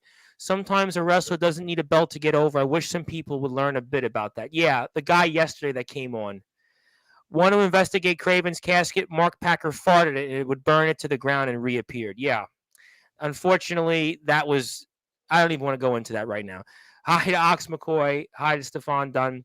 Zilla, you rock. I believe in Steele. PBW did that to us in season finale 5 when me and you opened the show. Silas Walker isn't here at the moment, but I like Silas Walker. Yes, I don't know why Silas Walker appeared, but if he's in the chat, I'll say hi to him. Sadly, WCE is the same way about the canvas. I'm not allowed to piss behind their garage anymore. Well, that's why WCE is considered to be a laughingstock right now, and that's why WCE is considered to be really why they have to go to Triple W Talent to help rebuild the company. Okay, we're good with that. Okay, we're good enough for comments. So, DJ, I mean, what are you up to these days? I mean, we talked about the match. We reminisced down memory lane, and What's going on with you? I mean, you talked about paranormals taking a break for now, but what's going on in the world of DJ Wahlberg? He's doing human sacrifices. No, Well, he's besides not. that, Stop. So speaking of that, this past Saturday I began my new journey as I'm going to the Indies and training. I appreciate it. I appreciate it. Not really a whole lot of people knows because I'm keeping it on the low until I do make my debut and until I do get started and everything. But wrestling has always been my passion, and I have to move forward at some point, and that's what I have to do. So, what's it like training so far? How are you feeling? Oh, good. So, I went there and this and that, and it was at the fair. And then next shows, I'm gonna get in the ring and train more and everything. Because, like, I'm gonna be honest with you, I may be rusty from being out so long. Because I took a break, mental health break. I went through a absolute, yeah. I saw some of it on Facebook. Let's not go there. Let's hope you're in good spirits. Let's hope. Oh, I'm in great spirits. Yeah. Good. I'm happy to hear that. For sure. But yeah, I'm coming back with wrestling at some point soon. Definitely I'm gonna keep moving forward with that. Like, I'm not gonna stop. Got some more paranormal stuff coming. That's gonna be in the low, and we're not gonna get started right away, but we have some stuff in mind with somebody else also. You know, I want to ask you a real quick question. That we're here, of course, with Anthony Steele and DJ Wahlberg. My name is the Reverend Tom Bryce, your voice figuratively and literally where all wrestling matters. If you're out there, please support the guys. This is DJ's Instagram page. Go out there and support him. And we'll have a guest here in about 15 minutes. And hit the sub button for me while you're at it. It's Sportswire Radio 657. You know, last week I had on Devin Adams and JJ Stevens, who were transitioning into training, and they were telling me almost they have to like start over from scratch. They have to basically reprogram, recalibrate themselves to where they want to go. Is your journey the same? And basically everything you've done, you know, XCW is considered to be, I don't know, semi-pro. It's considered to be underground. I don't know what you want to call it, but semi-pro is, I guess, an okay term because you guys are in the gym there in St. Paul's. But are you going through the same thing? Are you having to like start over with training? What's that been like so far? Kinda, yeah. Well, pretty much, yeah. I'm gonna have to, because I'm going to a new company and everything, and coming from XCW, working my way up. So I'm gonna have to restart everything. But I know a lot of things, so it's gonna be easier. Just put it that way to do it. But besides that, I'm just living life day by day. You look great. I mean, it's so good to see you. I mean, you've actually come up a lot on these shows. I mean, I know Omen and Soldier have dropped your name. Justin's definitely dropped your name. Anthony's dropped your name a bunch of times. I mean, you have been name dropped here quite a bit over the past, I guess, 4 or 5 months since you left XCW. And actually, there are people that want to say hello to you. Jack Delta said Delta himself. Thank you, Jack, for referring to yourself. Jacob Collins, Anthony Steele. Yes, Matthew Forsaken and Darkron, Omen, Soldier, JX. Shout out to JX. Aaron Blaze, my very good buddy Aaron Blaze. I love Aaron Blaze, by the way. All worked for it, had negative experiences with XCW, and it has to be all our faults, which I don't think it's all of your faults at all. There's no question that it's not your fault, and I think that you and all of us share the same sentiments. He's been doing the Jeff Hardy jig on loop for 5 months in his room alone, meaning that's what you've been doing the last 5 months. He also wants to say once you enter wrestling, you never truly leave. That's why those old guys like Flair still want to wrestle. Yeah, Flair, he'll never drop. There's a guy that was in Impact last year that's, I think, like 71 or 72 that's still doing indies. I mean, PCO's got to be like 60, and look at what he's doing to his body. I'm friends with him on Facebook. Yeah, so am I. I'm friends with a lot of people. I mean, I have 5,000 contacts in my phone. But yeah, he's out there still. I mean, there's just some guys just keep going. I don't know if I agree with all that. What you drinking over there? I'm drinking Baja, the best drink in the world. The best Mountain Dew. I was thinking about that, but I've tried the Fruit Punch Mountain Dew because I'm scared about the Baja, how it would taste. How was the Baja taste? Because I was like thinking about getting that today. Baja is amazing. Baja Blast is the best What's Mountain the Dew flavor? ever. What's the flavor like? So maybe I'll try it on air one of these days. It's like a Baja Blast in your mouth. What are you talking about? What is it like? Yeah, I don't know. It's like lime flavored kind, but I don't taste the lime. All I right, don't so you know know. what I'll do for the audience? I'll Try try that. it on the air one of these days. Maybe Friday, because I got Tristan Taylor tomorrow. I don't think, Anthony, you're going to be on that segment, but, Who? Tristan Taylor, he was in the original PWF. He's the PWF Mid-South owner, UWA. You have to know him. You have to know him. Let me get to a few more comments before I let you guys talk more. James likes that. Was Revenge Rumble inside or outside? Is it inside or out? Outside at Lit Cafe and Billards in Millington, Tennessee. If y'all want to come out, check out your boy Anthony Steele. 4 p.m. Central Standard Time. Doors open. 5 p.m. Oh, right. 5 is my time. 5 is my time. 4 No, it's 5 p.m. our time. It's bell time. Oh, 5. So first match is 5 p.m. Okay. 5 p.m. Central Time. Okay, thank you. 5 p.m. Central Time, 6 p.m. my time. If you want to get there early, it would be 5 my time, 4 your time, right? Okay, good enough. Yes, that's the one. Mike Jackson. Mike Jackson is, he's got to be like, he's in his 70s. He's still wrestling. Bullet Bob Armstrong is 70. It's Mike Jackson. Mike Jackson's the one because I watched him in Impact wrestle last year. I think he wrestled Trey Miguel, if I'm not mistaken. Have you tried those new street tacos from Taco Bell yet, anybody? I have not. I didn't even know there were street tacos there. Maybe James is going to do a TikTok video on it. I go to Taco Bell quite often, and I have not. I don't go to Taco Bell, but I live in New York City. Yeah, that's the one thing I don't understand. This motherfucker eats fast food a lot, but don't get a single fucking pound. You know what? I've gained a few pounds. In fact, I feel like Hey, 3 pounds isn't gaining a few. I've gained a few pounds, but like, I don't know. We're not here to talk about I can DJ. see it by myself. We haven't seen him in 5 months on this platform or seen him anywhere. I'm not like fat or nothing. But yeah. I will say this. Here's a good one. By the way. All right. Yes, Steven. I'll say one of the best things. Wow. I'll say one of the best conversations. So when I first met DJ, I'm getting ready. I'm putting my gear on. And I'm putting on my sneakers and I got my joggers on. And he just looks over and he goes, "You got gear?"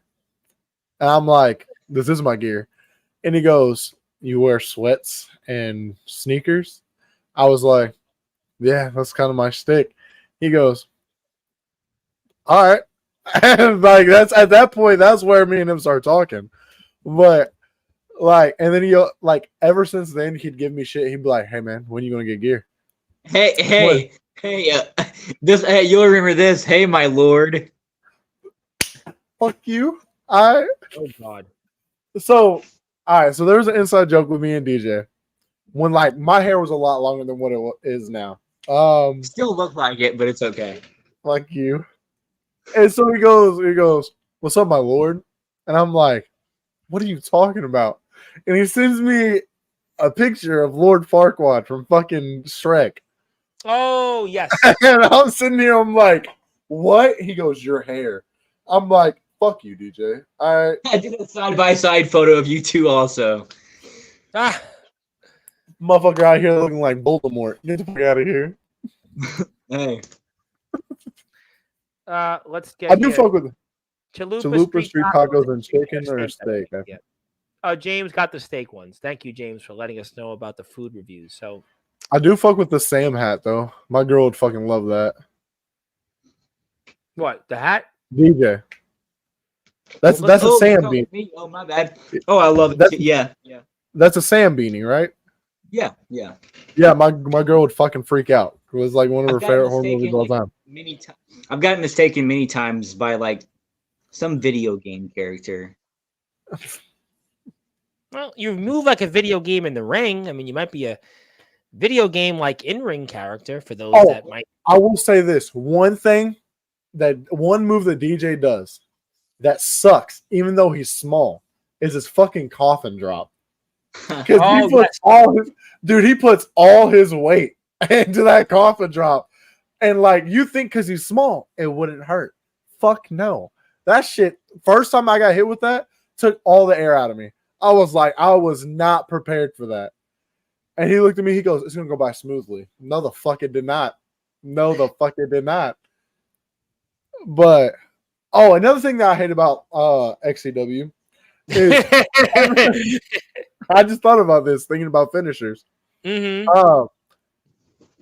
How because everyone knows that I do the Claymore. Yes, we've I wasn't because quite of a while. Hayden Vex. I can't do the Claymore there, which sucked ass. Because hitting fucking DJ with the Claymore would have been fire. Because I bet he would have sold it like a motherfucker. But why? What was so the reason was because Hayden Vex had the finishing move that you couldn't do. Yeah. But what's the point? What if you had just asked Hayden Vex for permission? Because originally, all right. So this is how it went. So if someone has a finisher, you can't use that same finisher because no one can have the same finisher. But Drew McIntyre has the finisher. Did Hayden Vex call Drew McIntyre to get permission? No, right? He didn't get permission. From what I was told, Hayden Vex had the F5, and then Tommy, I guess, wanted the F5 or something like that, and Hayden Vex did the Claymore. I gotta be honest. This promotion sounds like Vladimir Putin is running this company. I gotta be honest. I'm serious. I don't even care if this actually doesn't get me any single XCW guy to come back here. This guy sounds like Vladimir Putin. This guy sounds like Kim Jong-un. This guy sounds like a dictator. This guy sounds like Hugo Chavez. This guy sounds like Saddam Hussein. I'm serious. Seriously. First of all, it's now you can't outshine main events. Second, you can't have guys' moves. Is blood in the canvas. You can't go in the house. Seriously. Is XCW in Russia? Is XCW in North Korea? Is XCW in China? Is XCW in Iraq? Iran? Is he Gaddafi? I mean, seriously. Vietnam? This is like, what else does this company have that you can't do? We know it's established you can't go to the bathroom there. We know it's established you can't have blood. I mean, we know all these things. I mean, do they allow you to have a sick day? What if you're sick? Oh, I got fired. What if you have cancer? Oh, that's right. What if you have cancer? You still have to show up, right? See, DJ can vouch for this one. I'm New Age champion, and it was going into greed. I wasn't able to make it due to funds, and got stripped of the title and told that my services were no longer needed because I couldn't show up to one show. Yeah, but you're not making money from it.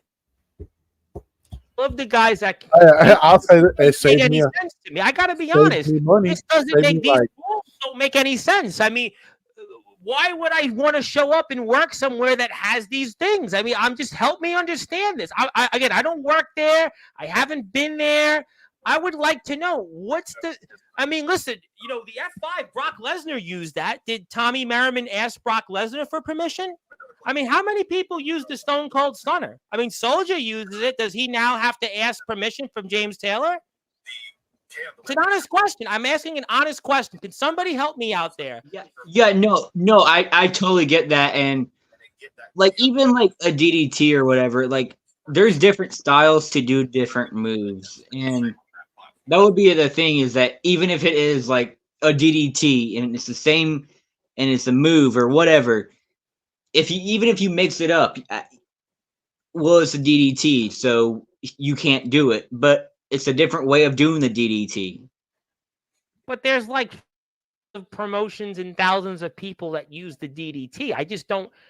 I mean, I don't understand. I'm using that as an example, but yeah, right. I get where you're coming from. And again, I'm not a wrestler. I'm not in the ring, but this sounds to me like these rules don't make any sense. I want to say hello to my friend Chris Jones, who I love Chris Jones dearly, and I can't wait to have him back on here. And he's trying to give me an explanation. They don't want multiple people doing the same finisher to keep the people unique. Okay, I mean, I think that sounds like it makes somewhat sense, but I just think, to me, everybody uses the Claymore. I just think, to me, that's where it doesn't make any sense to me. If somebody had the move and they had it somewhere else, why did they need to change the finishing move? Especially, Anthony, you were in TBW before XCW. Correct me if I'm wrong, right? Yeah. Correct me if I'm wrong. TBW at the time had more subs, right? Yeah. Correct me if I'm wrong. TBW got more views, right, on your appearances there, right? Yeah. So weren't you the guy that was the draw? Yeah. So you were known for using the Claymore, right? Yeah. So why are you changing? I did hit a pretty decent TKO though. I will say that. You did. But if you are there to bring eyes to the prize, shouldn't you be Anthony Steele, not be something that's not? From what I was told, if I went back, I don't think Hayden Vex is in XCW anymore. So he made an appearance in the Extreme King Rumble.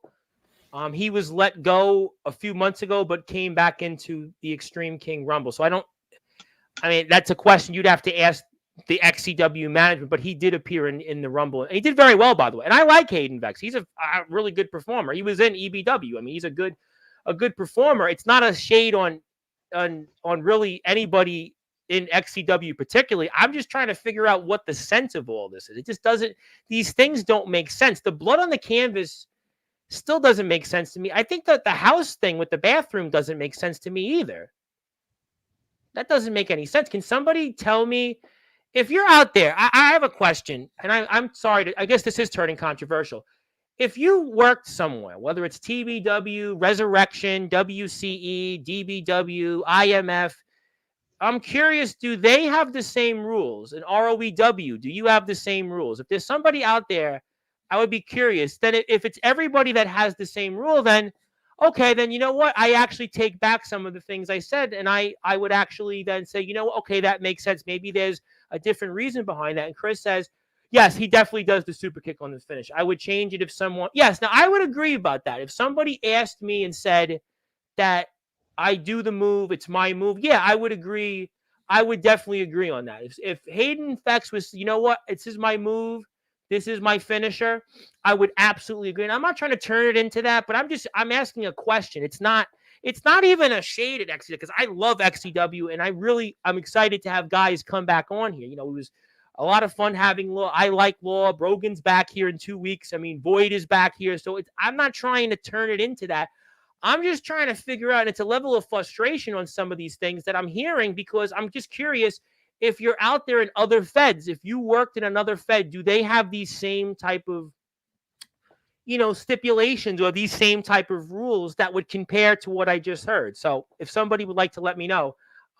Yes, and Mr. Titan says, honestly, there's a few people that use the cutter, and I believe yes, there's a couple that Alan Michaels uses the Claymore, some version of the Claymore, if I'm not mistaken, and a few other people. Doesn't Jay Wild use some form of it? But yeah, I'm just curious. I'm not even trying to, you know, I'm just curious.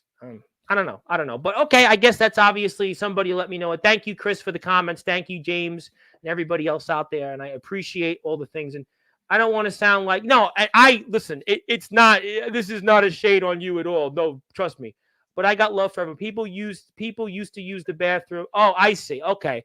There's a money with issue. If there's an issue with money, I can actually understand that, because, you know, my mother's had certain things like that in the past. I remember growing up, who was over the house, So if it's from that vantage point, that makes more sense to me. I could believe some of that, but I still would think that if you have employees in the company, they'd have to use the restroom, let them use the restroom. But I could understand on those reasons. Okay, thank you for appreciating that. No, for question. And also, Chris wants to say hello to you, by the way. Hey, how's it going, man?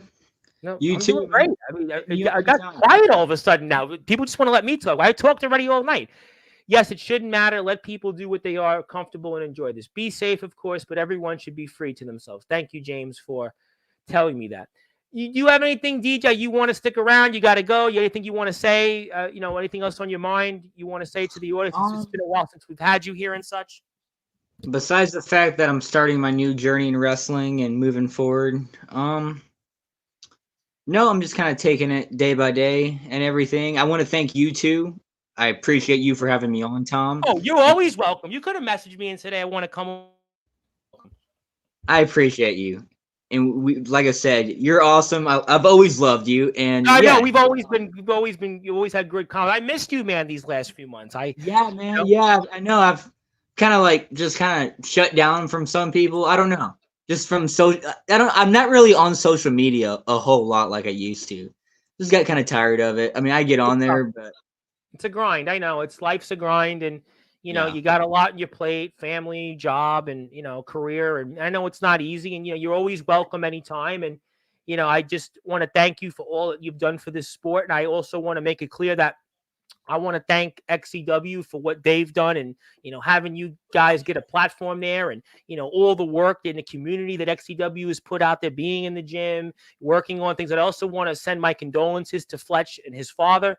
Unfortunately, his father passed away. Very sad news, and we want to give our thoughts and prayers, regardless of what we might think about different things in the ring, outside the ring. We all want to pay our respects, and, really horrible news for anybody to lose their father. A guy's 57 years old, and, we're talking about these different things, but, outside the ring, it puts life into perspective. And I want to give my thoughts and prayers to Fletch and his family, everybody for going out there. And I know it's difficult, and I, want to continue to extend my condolences. And, if there's anything we can do on a personal level, I'm always available. I'm always an open book, always happy to help anybody. And I just want to send my thoughts and prayers. And I just want to congratulate Chris on all his success, everybody else with XCW. And anything else you want to say, DJ? I'm going to let you probably get going, because I'm sure Anthony's going to probably change into something else here shortly. So anything else you want to say, my friend? To Anthony, man, I've told you how I feel about you. I appreciate you, man. And we're going to tear it up again down the road. 100%. Absolutely. Dude, you're my boy. You always will be. And You too. like I said, We're going to put you in the Hall of Fame when you get ready to be back here. All right? How you like that? can I Hey, induct them?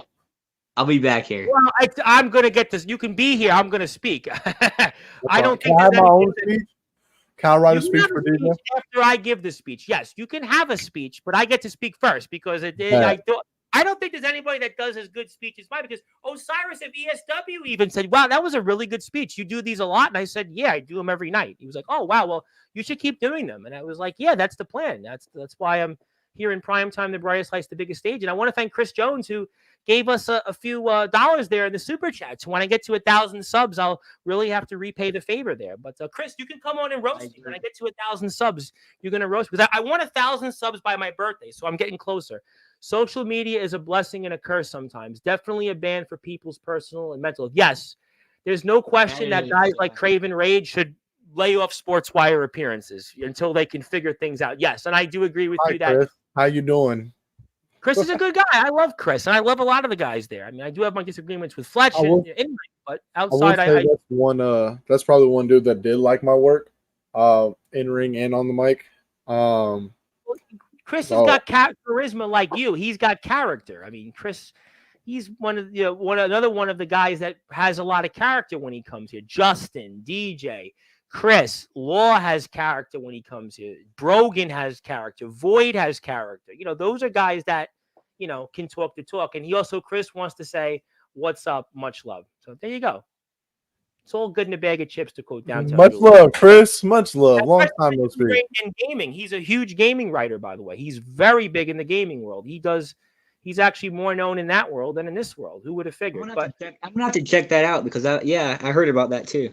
He's really DJ, you're gonna have to hop on Madden and catch another ass whooping.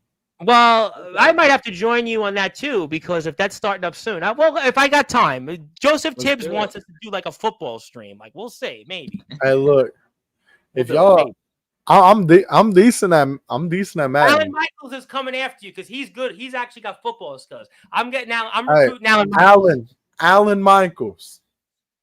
All is welcome, buddy. Well, we'll find out. DJ, I'm going to let you run because I want to change gears. And thank you, my brother. You message me anytime, and I want to see you back here real soon. Yeah, definitely. Absolutely. Let me know anytime I'll be on. You better be. All right. Congratulations on the training, and we'll see you soon. And congratulations on all the subs.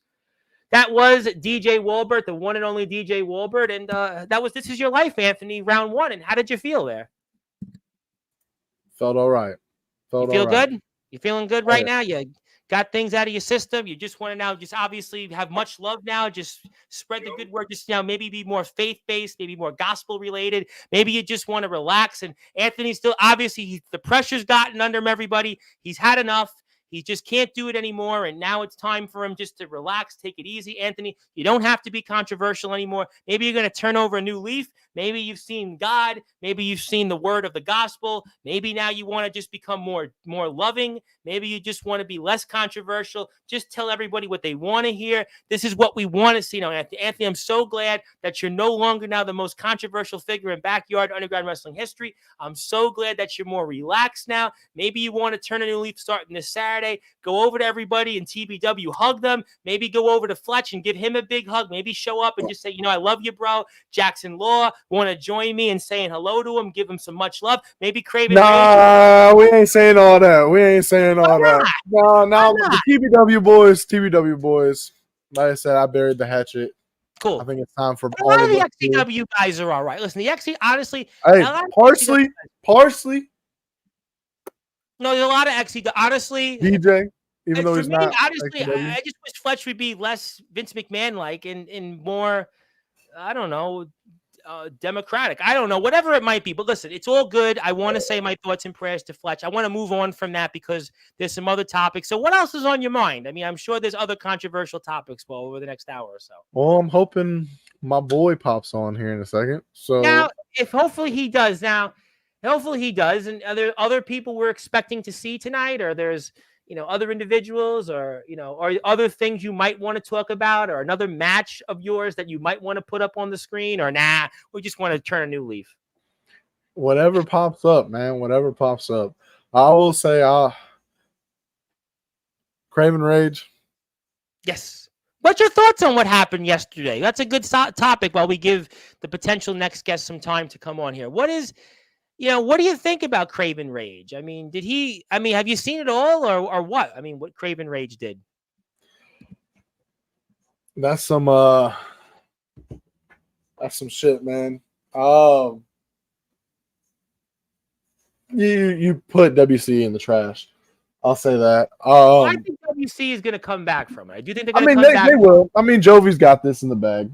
Jovi's going to help the company. With Jovi and Crenson are going to help, but Craven Rage, really, I mean, I just look at it as, you spoiled the main event. You spoiled what's going to happen. And if people tune in, people tune in. If people don't, people don't. But it's only by your doing. Take this as a lesson learned. Don't do it again. Because if you saw what happened, he's a guy actually that's also owns his own company. I mean, he's worse than Fletch. To be honest. One thing, he's been successful. XCW has been a very successful company. I mean, you can't really say there's a difference when Fletch posts the results for his shows like the day after they're. Yeah, but XCW has a history. XCW's done. Listen, whether you like somebody, XCW, I say it all the time, has a very good history. I mean, listen, XCW is still on my team. There's a lot of guys that have done a lot of great things, but Craven Rage, I mean, this is like, I don't know what he was thinking. He made it worse. I actually don't listen to a lot of these interviews that I do. I listen to Drips and Drabs because I put a lot of these reels up there. But I went back and watched this interview. He actually made it worse as the night went on. He actually made it worse. Hey, listen, I understand you want to play wrestler and then you want to play owner. But hopping from character to character and try to like defend yourself after you yourself fucked up. Homie, that's you shot yourself in the foot not once but twice. And he's done this multiple times, and he comes here every time and talks as if he's in the third person. But dude, everybody knows you own that company. It's your ring. I mean, that's why he's only got so many members. Listen, he has to change from this. He has to go out, and he and his wife, who own that company, they need to make changes. Otherwise, I mean, they are going to go and be the Isle of Irrelevancy. They have to thank their stars every night that they have Marshall, Crenson, and Jovi. Because without those three, that company would be, I mean, really, no one would have any interest in them. They have to really change. He has to change because he can tell me all he wants. That I've changed. No, you have not learned from this. You haven't learned from this because you were putting a title back on yourself without any rhyme or reason. That's the dumbest thing I've ever heard in my life. You can't compare. And nobody's done that here on this platform. I mean, you can't come on and there's no defending him.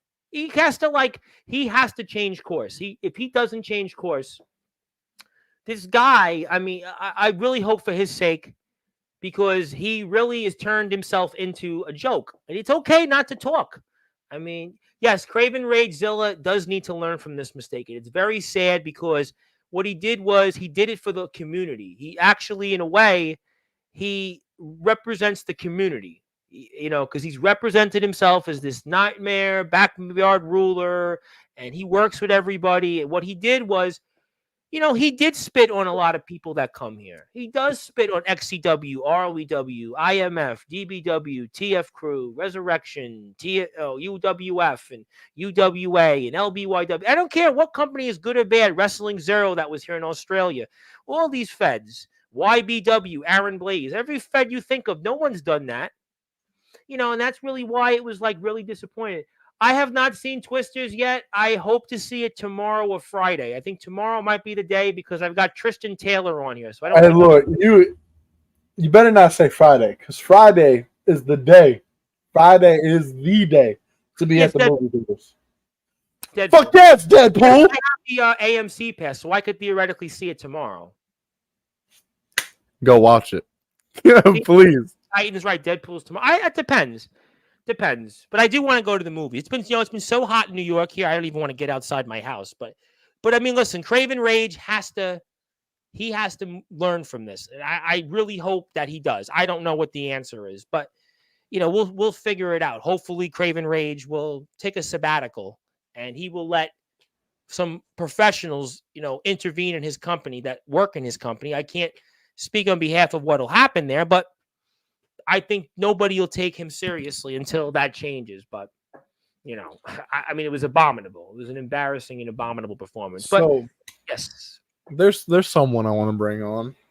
Yes. Okay. Tell me. There's actually a couple people I want to bring on. Okay. You got Craven Rage? I don't think we should bring him on today. You want Zilla? Zilla, you want to hop on? Zilla would get the views up like there's no tomorrow. If Zilla came on here, the people would be like, really? Zilla's here?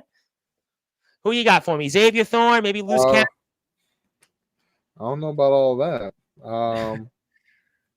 But hold on, let's see. You want to bring on, I don't know, Kim Kardashian, J-Lo? J-Lo's single here, apparently. You want to bring her on? I don't know. You want to bring on, I don't know. How about D'Angelo the Flame? Is that what you're looking for? Omen Black? Soldier GP? Nah. Sean Jovi? Nah. Nicholas Crenton? How about Darkfire? I sent some links out. You sent some links out. Okay. Who you got for us? C2K? Fuck no. Xavier Thorne? Fuck no. Well, there's one guy. What a guess. Boy, I knew that one was coming. He's here.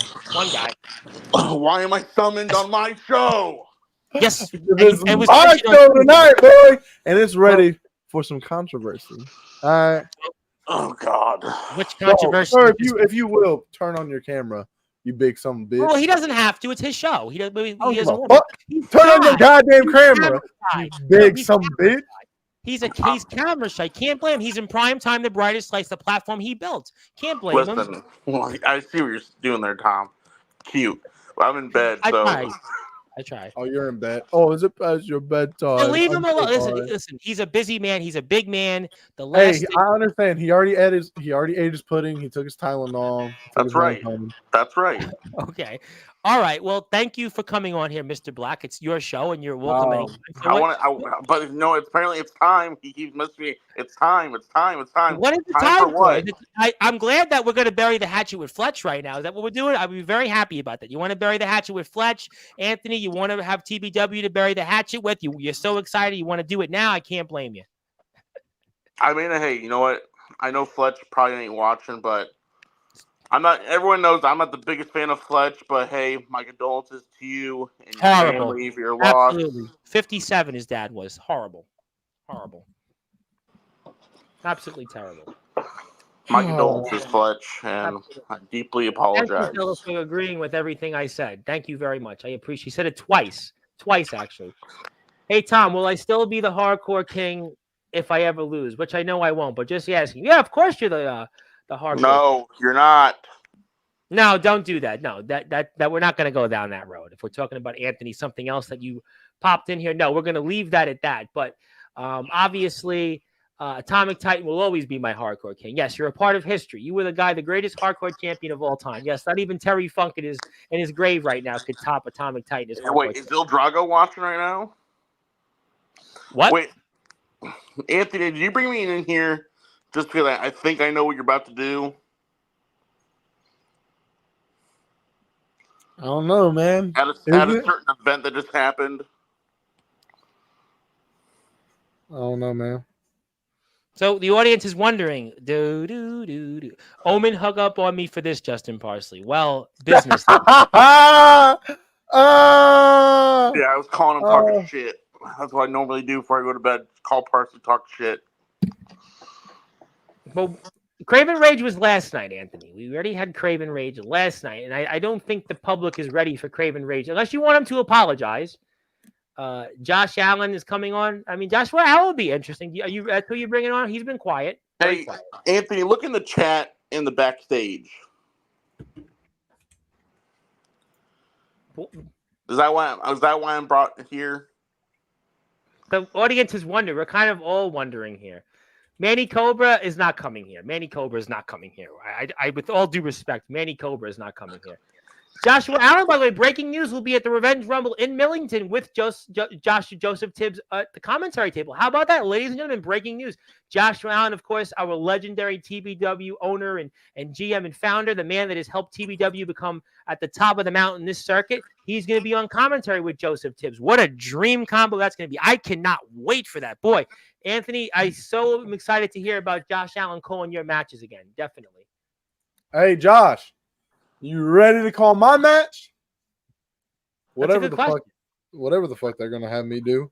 You owe me a lot. Oh, they're talking about Manny Cobra. Oh, Joshua Allen and Atomic Titan. Well, they've been going at it for 7 years. But so, Anthony, we're obviously waiting. You know, we're obviously waiting here to finish the show. So go ahead, Steele. I mean, if you want to bring Craven Rage on here, I wouldn't recommend it. I mean. Mac 10's next door. I'm sure, Lord, he's the deathmatch werewolf. I'm sure Mac 10 being here, that's a special. Wouldn't be a day without Mackie. I mean, do you want to bring Jimmy Controversy on here? Nah, he considers your backyard. You won't be here with Jimmy Controversy. Mikey Anarchy? Nah, he doesn't have any relevancy. I wish Gabe Sayers would come on. Gabe Sayers is probably, he's planning out GTS work and he's planning his own fed. But so what else would you like to say? And Chris Jones said, I took a weed eater that doesn't make me hardcore the king. Even Chris Jones is getting in on Atomic Titan being as a hardcore king. That's a good one there. I think people see through it, but I still call him my hardcore king. And I call Chris Jones certainly my man that's on the Mount Rushmore of XCW and certainly right up there in this backyard underground wrestling circuit. And I can't wait. By the way, one of the greatest hosts of all time, No False Finish. By the way, I hope that No False Finish comes back EBW style. So we certainly hope that's the case. But Anthony, it looks like Anthony he's certainly failed under pressure. Turn your camera back on. Turn your camera back on. Yeah, no longer. Oh, there you go. I thought you were going to leave, Anthony. So what do you got for us? Anthony Steele, the Steele show here. He ain't stealing the show anymore. By the way, am I here? I don't know. That's a good question. I'm waiting to know for the audience. Now, if you're out there, obviously you'll have more coverage here tomorrow. I'm sure you'll see more people here Friday. We have a guest Saturday. It's going to have a breaking news. So, yes, Anthony, you've decided to call up the show. And I'll see you, Chris. Thank you so much for all of your support, my brother. Thank you so much. You thought I was calling on the show. So who you got for us? You got maybe Atomic Titan? You want Titan? The Titan's here in the chat. He's saying hello. Don't you worry. You want LaFlame? You want to ask LaFlame about why he did what he did in Summer Bash? I actually would love to ask him that. But how about Taylor? Are you waiting for James Taylor? All you have to do is send James the link. If you say his name, he'll appear. James would be here. Why isn't James here? Right now? James Taylor. Yes, James Taylor. What? Where is James Taylor? Dude, just hurry up with it. We got like 60 seconds for you because I'm gonna. Got a lot of dead air going right now because. Well, I'm not. Well, we don't have dead air. I'm actually still talking. And by the way, he's here. Thank God. One of the greatest men in this circuit's history. God damn! Takes you longer than a girl on her period. 84,000. One of the greatest general managers right there, buddy. Love this man. Listen. Or owners, my bad. One of the greatest I'm owners. voting for you for president, by the way. I am voting you for I'm writing you in, James, for president. Thank you so much, James. Taylor, number one, baby. Thank you so much, James. I just so happy you're here. And Well, it I'm wouldn't be so happy I'm here. I didn't do nothing. I'm just wearing a Mario Kart shirt, minding my own damn business, and then all of a sudden I'm like, "Hey, get on here That's now!" like one of the or 4 I'm shirts you leaving. wear always on Sportswire. well, it looks good on him. Anthony Yeah, James, smiling I'm the like a same way. little I giddy get a girl 'cause I'm message. here. Are y'all ready? Ready for what? Oh man, I just wanna I wanna have a match with you so bad, but I don't know when that's ever gonna happen. I want to kick your ass, man. What did I do? Nothing. I want to sell a headbutt from you. Like I want you to give me. I've seen you give like Anthony a headbutt. I've seen you give people headbutts, dude. If you gave me a headbutt, it'd be like Big Show giving one to Triple H. I would take a big ass bump for you, man. I'd sell the fuck out of And it. that TikTok reel would hit 40,000 views without even blinking. Because James on TikTok, it's just like all of a sudden he has these magic powers on TikTok. Magical powers. You should check out my YouTube. I mean, I just posted a video today, and I did see that. Yes. Oh it's my blowing goodness. up already. That's what you do best. Everything you do touches the gold. Look It at gets ROW. viral. When I put my name on it, it goes viral. Anyways, congratulations, What are we waiting Anthony. for, I Anthony? don't know what you were inducted a I'm second waiting time for James to do exactly what he just did. Congratulating me for being inducted for the second time. James, thank you. It means so much from you to say that to me live on air on Sportswire Radio. My shirt's better than yours. Cap, I represent my home. Represent my home. Fuck you Now, talking about? I think there's a reason that we're waiting for something. So there's obviously, Anthony, there's a match out there that you wrestled that the world hasn't seen, but apparently there's footage of it somewhere. How come I Maybe. can't see What we're waiting Omen's for? face? I mean, the Nicholas Benson match was obviously what it was. I got interrupted from bed. Like I was getting ready for bed, and I'm like, oh, hop on. Y'all ready? All right. For what? Don't tell me. I didn't know you had to put your like sleep mask on and everything. So are we going through with this, Anthony, or we could end the evening here? Oh, we're waiting for one final person. Oh, for fuck's sake. Anyways, what's going on this weekend? Is the Revenge Rumble. Are y'all seeing Wolverine and Deadpool? Y'all seeing Twisters? I want heard to Tom say so something bad. about Twisters. I want to see Wolverine and Deadpool so bad. You don't know nothing about no damn Wolverine. What's and going Deadpool. on in ROW this weekend? Yeah, that's what I want to it's know. just What's for- going on with I that, think Mr. he's Manager? here. Okay, so we have him here. He's here. He's the man of the hour. Oh yeah. Not Craven. We get 2 Cravens I'm in 2 not days. Stone Cold. I love the buzz cut. Thank you. Where's the curlies at? Motherfucker, I'm done with the gimmick, dude. The hair had to go, man. I'm sorry. it sounds like James. Sounds like No, I I can't do anything else, dude. So it's time to go back to being normal. What you mean you can't? You can still talk to me like Chris Craven. If that would make you feel happy, sure, Steele, I could do that. Yeah. You did give me what was it, the last 7.5 minutes of my time with wrestling, so I think I could do that for you. Wait, well, hold on. What did you just say? I gave you the My- last 7.5 minutes. Of my ability to actually get in the ring and do something. So what you're saying is the real deal did what he said he was going to do. He was going to take Chris Craven out for good. Sure, if that's to make you sleep better.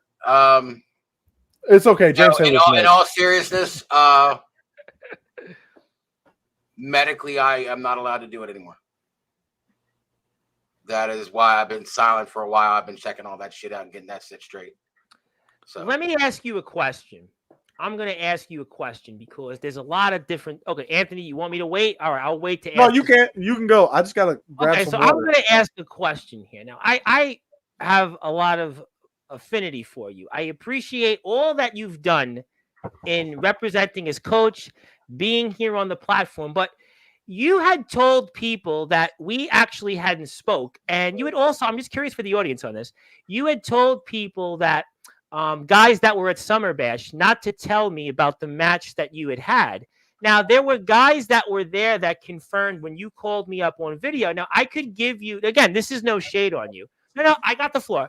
This is no shade on you. I appreciate everything you've done. You have been, stand-up guy. I appreciate you and all that you've done. But I'm curious, you said that not to tell me, but you said also that we didn't speak after the match you had, but there were guys in the background in the video chat. I could actually show up the screenshot of the conversation. We did, yes, but you told guys that were actually there in Summer Bash that we didn't speak and not to tell me about what happened. So I'm curious on the elaboration on that, because that's kind of the reason, and some part, I think actually the reason that I got the floor. The reason that we're here tonight, and again, I have a lot of appreciation for you, a lot of respect for what I guess some of the things you've done out there.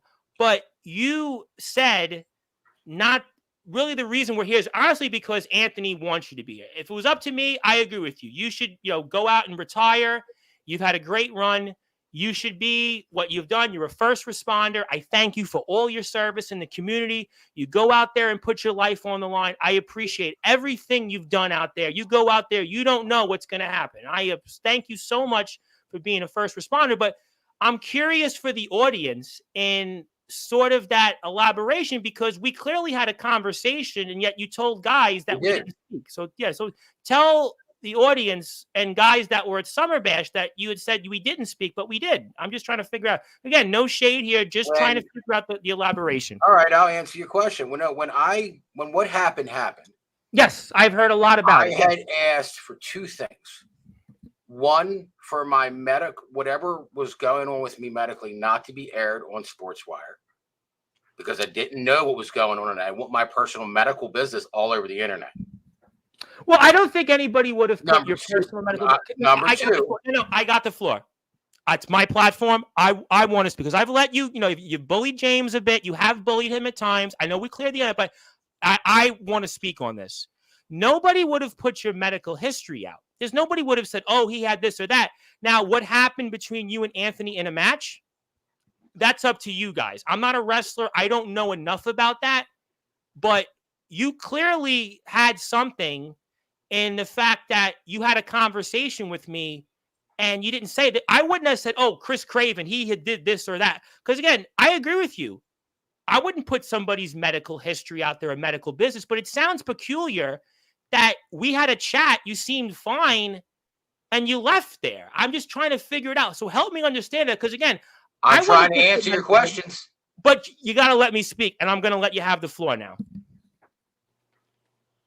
I asked for two things. One, not to have it be addressed on Sportswire, and two, not to have the footage aired. Because I do have family that watches this and friends that watch this. Okay, but you've also gone on. You let one. But you've gone on. No, I got the floor. I got the floor now. You're gonna let me. I got the floor. No, I'm gonna mute you. I'm gonna mute you right now. So you sit back. You really shouldn't be here. Because I do have a lot of respect for you. You've come here for the year and a half. I don't think you should be here. Anthony wanted you here. He wanted controversy. He got it. Listen, I appreciate you. I like you, but I've also now have to have you here. And yes, your family watches it, but it's been okay when you said things about other guys, but when you're in the chair, it's a different thing. So unfortunately, this is what it is. I don't think you should be here, right? I think why? Because you had a match for 7 minutes and you walked out. There's no reason to air the footage. I agree with you, but you've gone on here and said you were the coach, and I defended you when Chase Wakefield said, why? No, I'm talking. You listen to me now, because now we're in my why? No, I'm going to mute you. You let me speak, and I'm going to finish. So you're muted. I'm going to have the floor. Yes, you can pout all you want. You can pout all you want. I don't think you should be here. I'm granting Anthony the opportunity to have you here when you really shouldn't be here. I've seen you say everything else to everybody. Well, unfortunately, now you're in the chair. So at the end of the day, what has happened is this. We've had this instance. I don't think you should be here.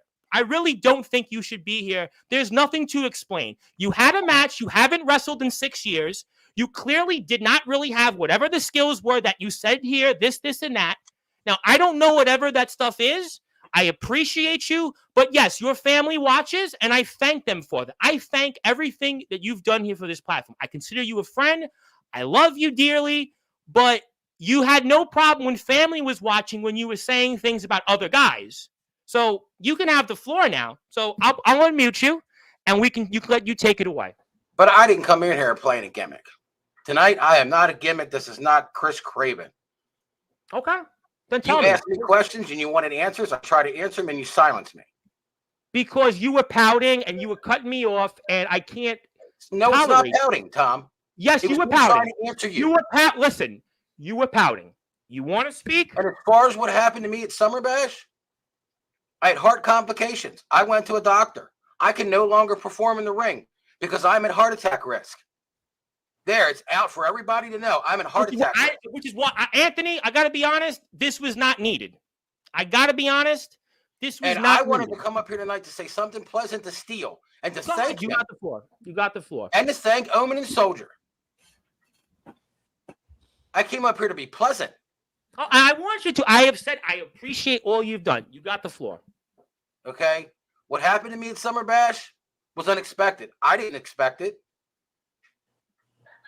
I have very serious heart conditions. I'm never going to be able to do this again. Ever.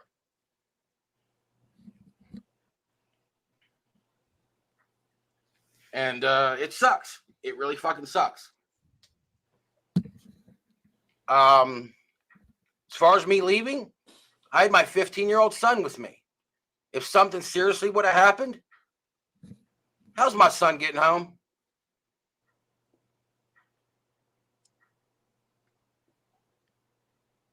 How's my son getting from Ohio to Maryland? You hadn't had a match though. So before people judge me, ask me what really went wrong. Soldier GP, Steele, and so many others rushed that ring to help me. Darkron, Forsaken's girlfriend, I think her name was Beth. Soldier's mom. So many people came to help me. And I appreciate all of them. But if people are going to sit here and judge me because I had 7 minutes of a match and I walked off that show due to medical complications that could have killed me, shame on all of you. Okay, well, first of all, listen, everyone's got families, but you had said it here the last time you were here. Now, correct me if I'm wrong. You're 41 years old, and you hadn't been in the ring in over 5 years. Is that correct? That is. You had I said over 5 years. Oh, well. So let me ask you this question. And again, I appreciate all you've done, but you had to have known or thought that long of a layoff, there could have been something that went wrong. You're going up against a high caliber opponent. I know you've been out there, you've done different things, but there had to have been some thought about that, no? There was always worry. And I went into that match thinking I'm in good hands. I trusted Steele. I still trust him. The man was flawless. His performance, even for that 7 minutes and the other matches that he had that day, the man's got flawless and epic performance skills, and I give him that respect. Thank you. He took care of me. You took care of me, Steele, and I appreciate that. Okay? And I tried to take care of him. That's my job. But, that's my job. Right. No, right. I'm being dead serious. That's my job. You're right. And, all gimmicks aside, we talked a lot of shit leading up to Summer Bash for months. Yep. We all said a bunch of shit in character. For 1 year. But truth be told, being completely real, Steele, you're one hell of a stand-up dude in real life, dude. I got all kinds of respect for you. You're kind of killing my cred out here, man. I'm supposed to be controversial. I did say at the beginning of the show, I did say that. I warned you. I said I had nice things to say about you. Omen and Soldier, I know that the show there were a lot of complications, but they stuck in there and they held that show with Darkron and Forsaken, and they still made it happen, even though there were little complications, but they managed to pull it off, and that was really nice. A lot of them guys, Drago, Drake, The Flame, The list goes on. A lot of them guys had some pretty good stuff go down, and it's a shame that I couldn't stay and at least watch the rest of it. Oh, absolutely. Listen, I think people would always have sympathized with the health issue. Absolutely. I think that people will sympathize with that. There's no arguing there. Someone that I have contacted after Sunbash, I think the first person I called after I got home was Darkrai to check on him and his cancer situation, because he had his situation going down, and him and I had a pretty good conversation. But you're right, Tom. You and I had a conversation when I was there, and until I found out what was going on, I didn't want nobody knowing. And that's I don't have a problem with that. I think my only gripe is that you told guys we didn't speak. That's my only gripe. I didn't. That's the funny thing. I didn't tell anybody that you and I didn't speak. But guys asked me. My words were, "Let me speak to Tom first." But then you told guys that we didn't speak, and then there were guys asked if we spoke, and they were in the video, and they said, "Yeah, we spoke." That's the thing. That's where, see, I don't like that, because. But you got people mixing my words up. I never said that we didn't speak. I said, "Let me tell Tom first," because there were two individuals that asked me if I had spoke to you, and I said, or I was going to speak to you. And then one that wasn't even there, that was watching, that had watched our show previous to Summer Bash. Yes. The Sportswire show. It was like, what are you going to tell? And it was a personal friend of mine asked me, what are you going to tell Tom when you go back on Sportswire? I said, I don't fucking know, but let me talk to him first. And you and I did speak. Yes, we did. We had a good conversation. I mean, I think we spoke the next day. You might have asked me about Darkron's number. I know we had a brief message on Facebook the next day. And I'm going to be honest, the way I looked at it is that if it was up to me, we would have had probably let you go away for a couple months and let you come back and be an analyst. And, I think, and we said that at the conversation, that would be fine. You're always welcome here. I still contend that. I would rather have not been in this predicament in terms of the moment, because I'm glad that we can iron something out, Tom, because I thought we were all cool. No, but I'm fine with you. I would like to have a disagreement with you and everybody else that was at Summer Bash and whoever's watching. For those of you that helped me, thank you. And for those of you who felt that I walked out or abandoned the show, I apologize. I had my reasons. Well, yeah. I don't listen. I don't get in the business of that. I think you ultimately, I do agree. If you have a son, you have to travel. Those are certainly extreme things. It probably took a long time to get up there. Those things, completely understandable. Yes, Anthony. Hey, Chris, I will say this in a joking manner. When you did leave, that meant I got the bed. So, I mean, that was great instead of sleeping on the couch and the floor. Dude, and then I still say I know I already told you this, but your son's Metallica shirt is still at Kron's house. I told him. I woke up packing my bags for the next day so we can dip out.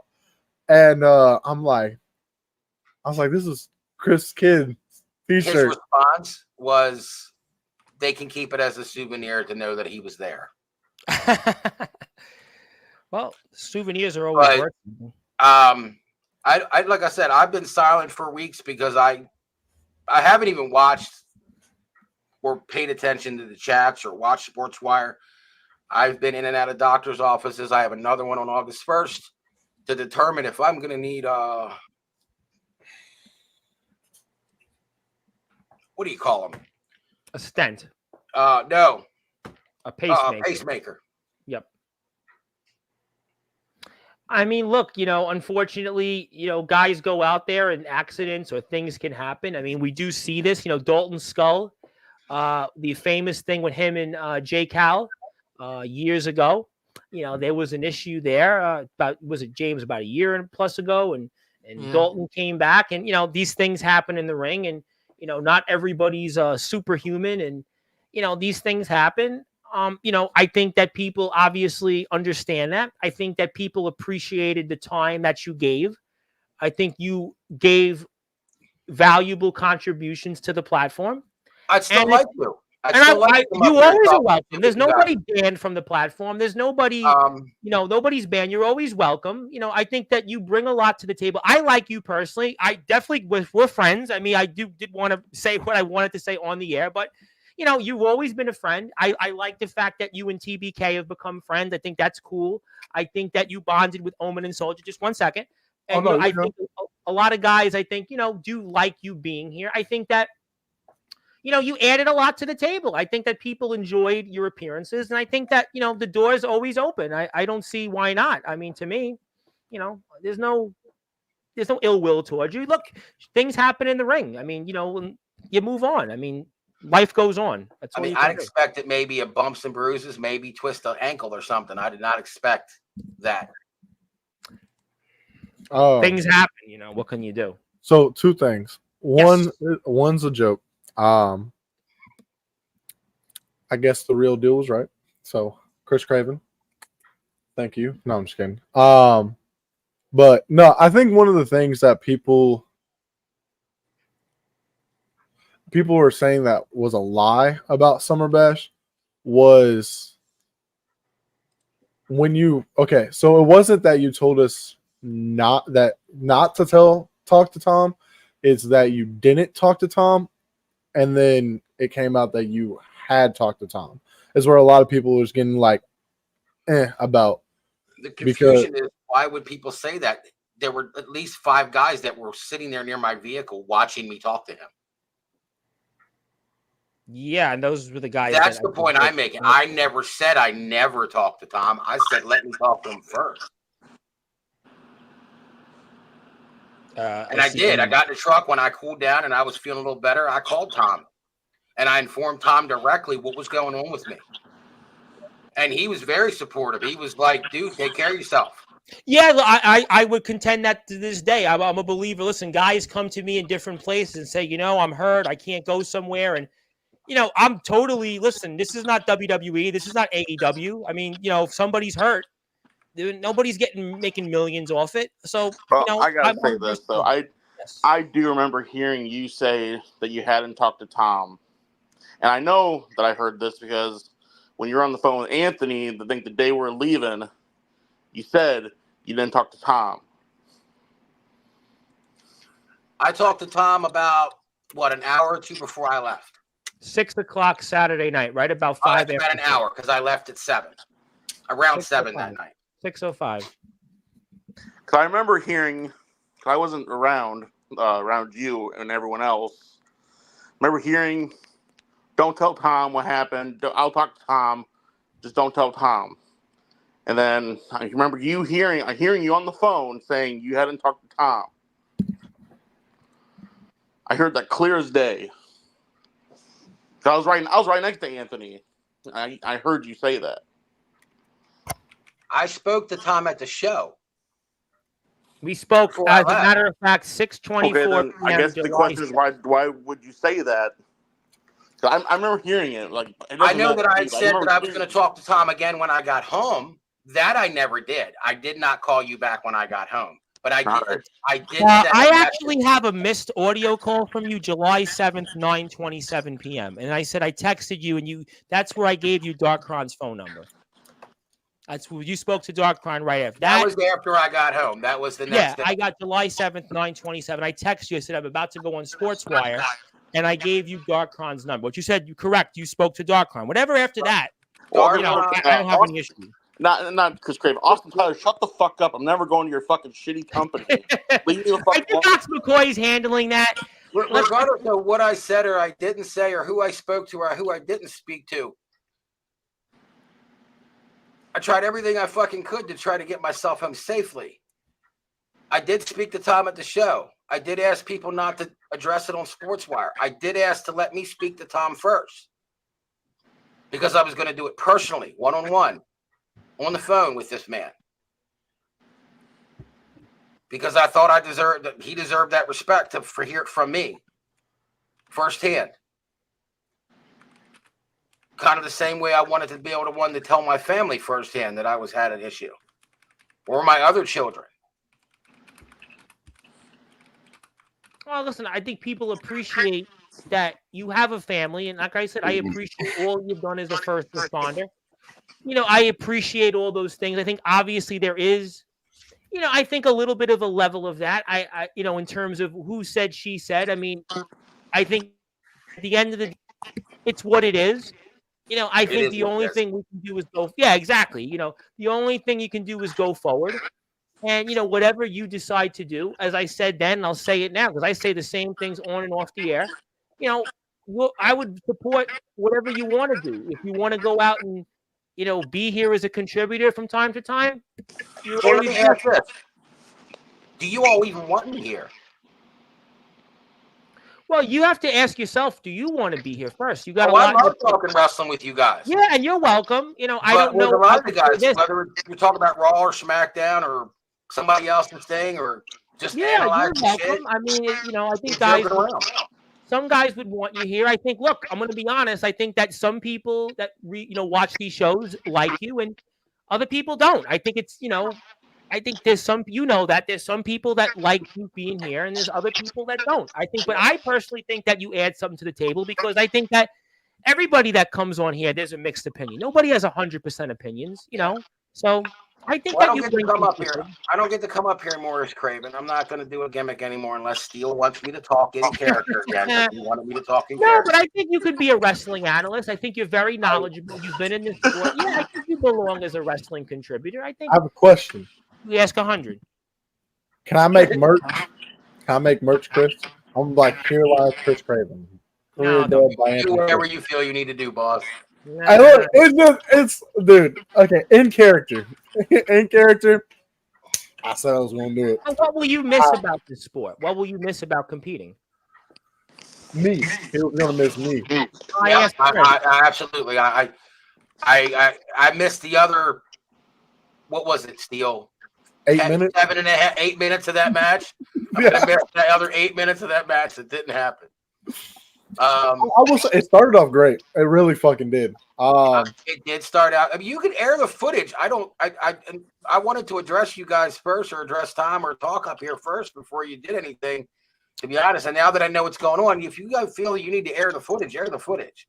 I personally would prefer not to air the footage because I personally believe that you've retired as a competitor, and I believe that it's not for the public released, and I believe that which should be moved on, and I believe that everything's water under the bridge, and I believe that what happened should stay there in Bremen, Ohio, and I think that everybody should turn over a new leaf, and that's what I think. I think that I got to say a few things. You got to say a few things.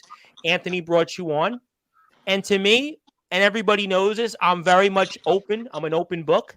People want you to be well. You have a beautiful family. You're still a young guy in life. Yeah, you're a first responder. You go out there every single day, and you don't know if your life is going to be young. What's that?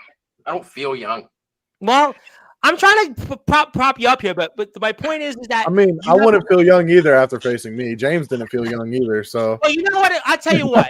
Nothing could be like Craven Rage's show last night. I will say this. I will say this. You asked me what I'm going to miss. Yeah, what are you going to miss? Yeah. I'm going to miss out on a lot of the opportunities that I thought I was going to get a chance to have. I was also supposed to get in the ring with Soldier that weekend.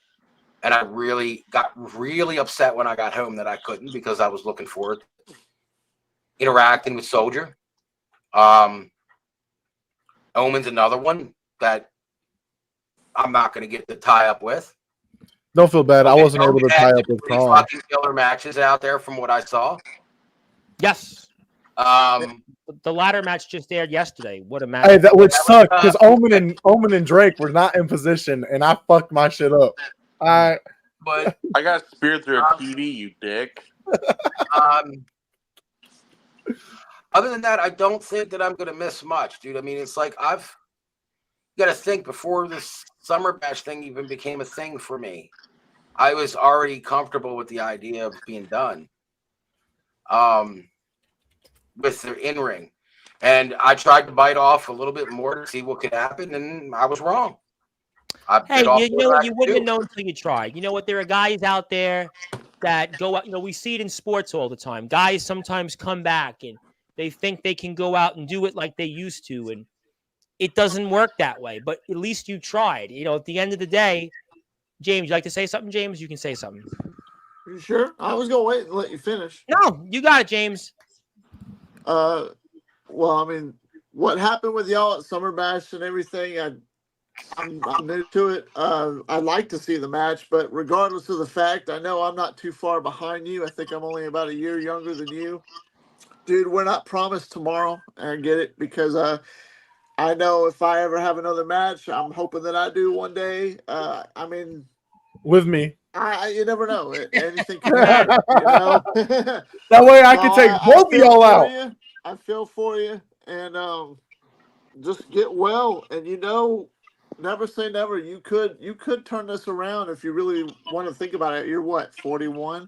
You could turn this around if you really wanted to. You just got to have the drive to do it. It just really depends on you, of course. But Can I ask a favor? Sure. For who? From any of you. What's up? If I can respectfully say this, I appreciate what you're saying, but don't feel for me.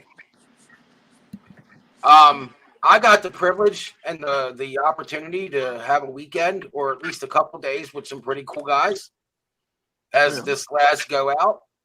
And even though it didn't go as well as I planned, or maybe the show didn't even go the way Omen and Soldier planned. Perfect. Well, 3 days. That's what I'm sorry. But I got to hang out with a lot of guys and meet you guys in person, and that was a really cool experience. So regardless of the outcome of the matches, I got to meet some of these guys in person, and that was a good thing to do. And hell, good way to go out, hanging out with some boys, some ring boys, I'm stealing your finish. I'm stealing your submission. You can look at. Listen, I would like to actually try to still prop you up a little bit, because that's what you still mean a lot. You've been here a long time, and you mean a lot still. Somebody's echoing. I don't know who is echoing, but okay, there we go. Thank you, Omen. So what I wanted to say is, sometimes there's an old adage, and I learned this. And Anthony always says I'm a politician, but I never ran for office, but I've worked for many people in the high level. Or sort Still of a politician. I'm not. Do I look like a politician? But let's move on. Move up the comment. The point is that in a couple of times I worked on a campaign, we lost the election by 1 or 2%, if I recall correctly. And I remember being depressed for a brief period of time. Actually, and I thought, well, maybe it happened for a reason. It happened for a reason. Why? Because I'm here talking to you people. I'm here, and you have built the platform, and Coach, you were a part of that. So the truth is that, sure, it sucks about what happened, and forget about our, whatever we had earlier, because the facts are is that you did still, at the end of the day, were responsible for Summer Bash happening. You came here, you gave insights, you were supportive, you lent a helping hand, you were a guy on the phone a lot. You talked with guys in different places, and you still were a part of history. So, sure, it didn't work out to the way you would have hoped. Sure, maybe you didn't get as many matches. You can't do anymore. But, at the end of the day, everything happens for a reason, and you made history. So, to me... Hell, I spent more time doing ring crew stuff worrying about that damn ring than I did in the ring.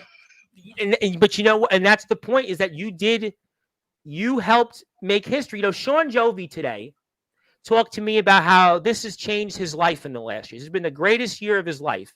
And Coach, you were responsible of that, because you were very supportive. You were encouraging the collaboration. You were encouraging people being together. You did a lot of that, because up until about a little over a year ago, I was out of wrestling.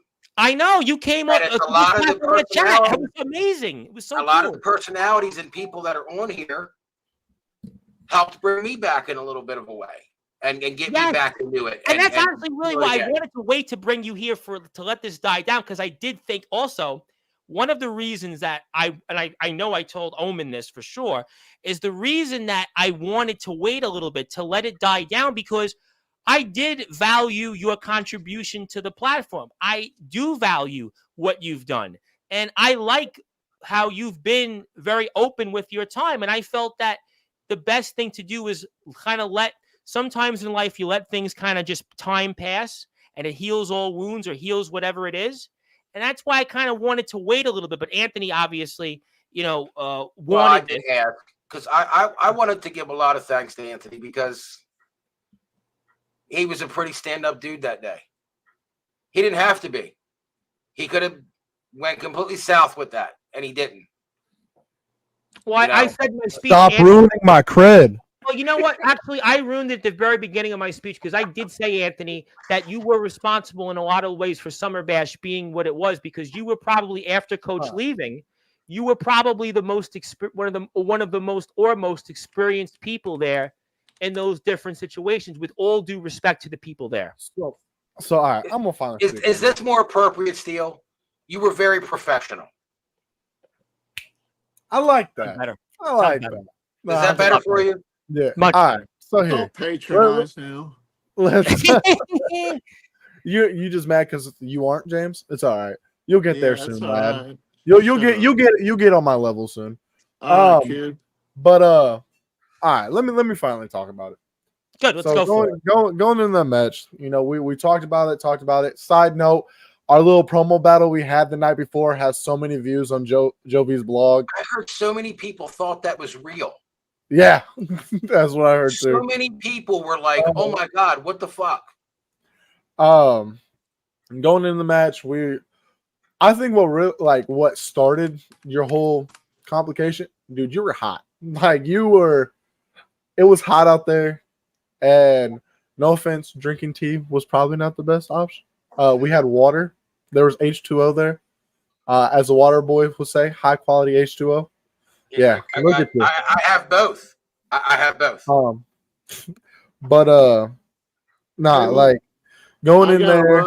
I gotta run, but I Thank get the you, fuck James. out of here. Congratulations. Thank you. Chris. James, I sent you the video.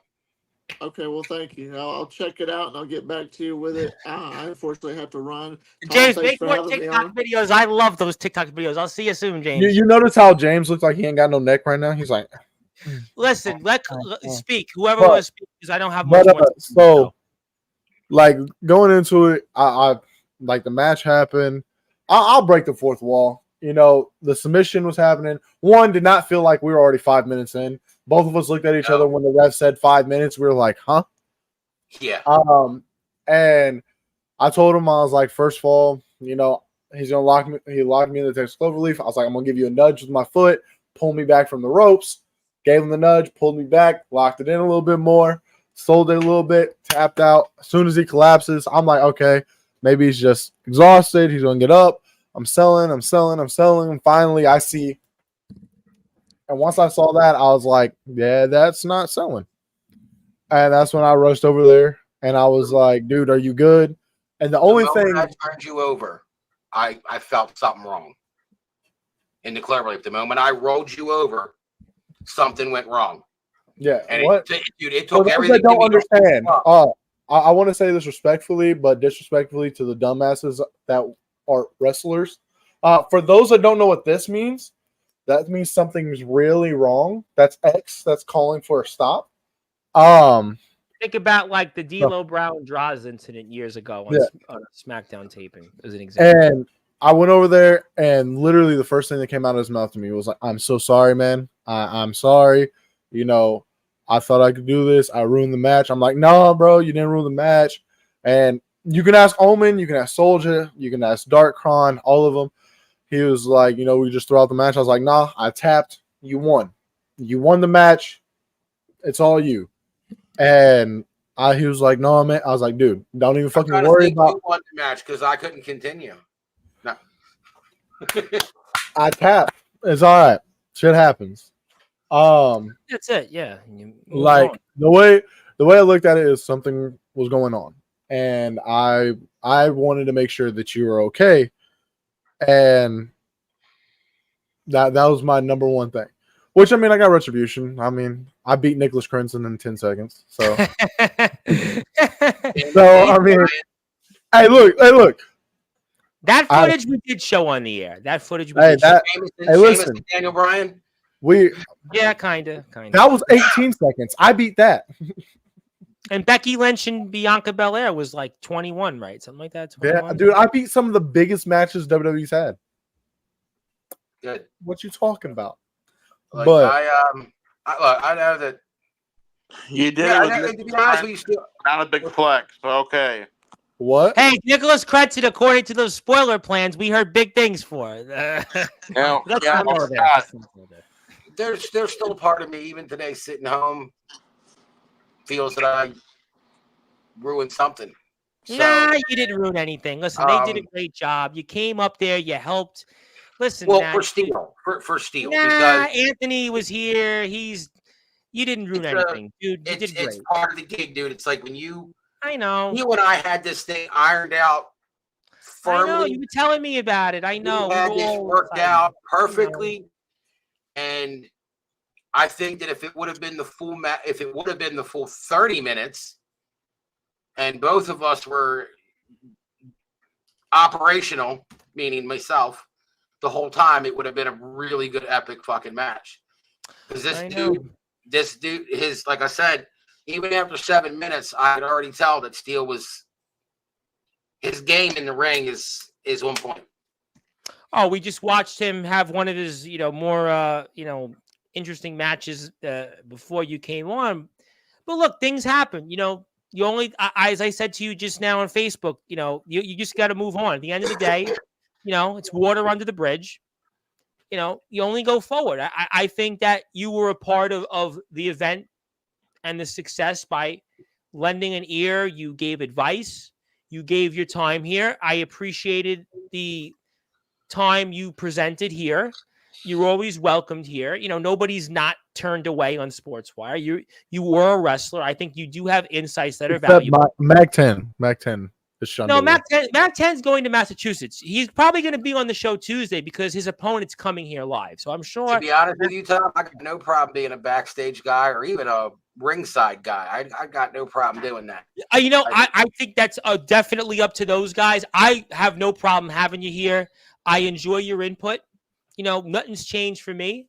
I think, we were cool. I think we're always cool. Like I said, I appreciate, even when I got a little stern for a minute, I even said, you're a first responder. I thank you so much for all you've done for us. I thank you for everything. I got a little upset because you're saying stuff, and to be honest with you, some of the shit you were saying, I had no idea. Well, I'm like, what the hell are you talking about? I said this and said that. What the hell? I hear you. Omen said some of what it was, and but we move forward. At the end of the day, I appreciate your service. I think you're always welcomed here. You've been coming here for a long time, and I think that you have been part of the team, and everybody's a part of it. And I think that you have done a lot of really good things. It's just like, for example, I was talking about XCW before, and XCW is it's a lightning rod topic because a lot of the guys like to be here, but the owner is, probably less than zero in terms of how people view him. But, I think that I always look to give people an opportunity. One of the things I said last is you never paint people with a broad brush. You always try to hear people from their side. And I think that you have made a lot of important points, and I appreciate everything you've done. And, as far as I'm concerned, it's a new day. Actually, literally, it's a new day right now. It's 1:05 a.m. In our time. So it's Deadpool day for us. I don't know about anybody else, but down here in Maryland, it releases at 3 p.m. this afternoon. Which means I'm going to be seeing. I'll be seeing Twisters because there'll be less people on that line. I got my ticket for 11 o'clock tonight. It's I can't go until I get off work, but I would like to say something to Drago. Sure, I can bring his comment up. I know he's watching. Yes, I think he's still watching. This young man is somebody that I paid really close attention to when I was there. As much as I could, even after I had what happened to me, I still tried to peek out the window of my truck that I was sitting in and constantly watch what people were doing, try to take my mind off what was happening to me. But Drago I had a lot of time talking to this individual while I was down there, even before showtime. He's a really good stand-up kid, and I really hope that he takes his abilities and goes. And I've told Steele this too, because I said the same to Steele while I was there. Take your abilities and go far. Don't stop. And I really appreciated being able to mix up with Drago and some conversation and meet this individual. Darkron and his brother Forsaken, meeting them in person was Darkron is a very humble man, and he's I love Darkron. Oh my God, he's like the nicest person. He's a really awesome dude. His brother's really cool. The friends and the family members that they invited, they knew personally there, were a really cool crowd. Like I said, Omen and Soldier really good in person. But it's how I passed down practically every piece of wrestling gear that I had to Drago on the spot before I left. Yeah, asshole. They fit him, not you. Them boots would have fit me. I wear the same size. But I think that I wrestled you in your last match. I didn't get shit. What did I get? I didn't even get a hot dog.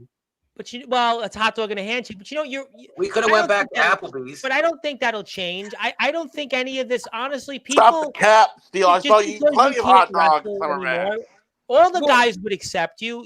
They're always. No one's gonna say you can't be around. No, I don't think that's the case. I passed my stuff down to Drago because, like I said, I see a kid that was in early 20s. He's got every bit of ambition to do this. And if he ever got up on here, I'd love to talk to him again. I was highly impressed with this guy. His mannerisms, his character, and I'm not talking about his in-ring character. I'm talking about him, just the man. He was, very cool cat. And, Steele, I've given you compliment after compliment. Hopefully you're still coming up here to Maryland so we can drive up to fucking see Tom at some point like we planned. I don't know when that'll happen, but you come up again, dude, and I'll get you a hot dog. No, if we're in Maryland, you gotta let me tour fucking Raven Stadium. You gotta be like Jovi. Maryland is famous for blue crab. We'll get you for crab. I've never had authentic crab, so let's go. Crab cakes, very, very popular. I've never had authentic crab, so let's go. Well, let me get to some comments before we move on here. I think Coach, you're always welcome, and I don't think that's changing.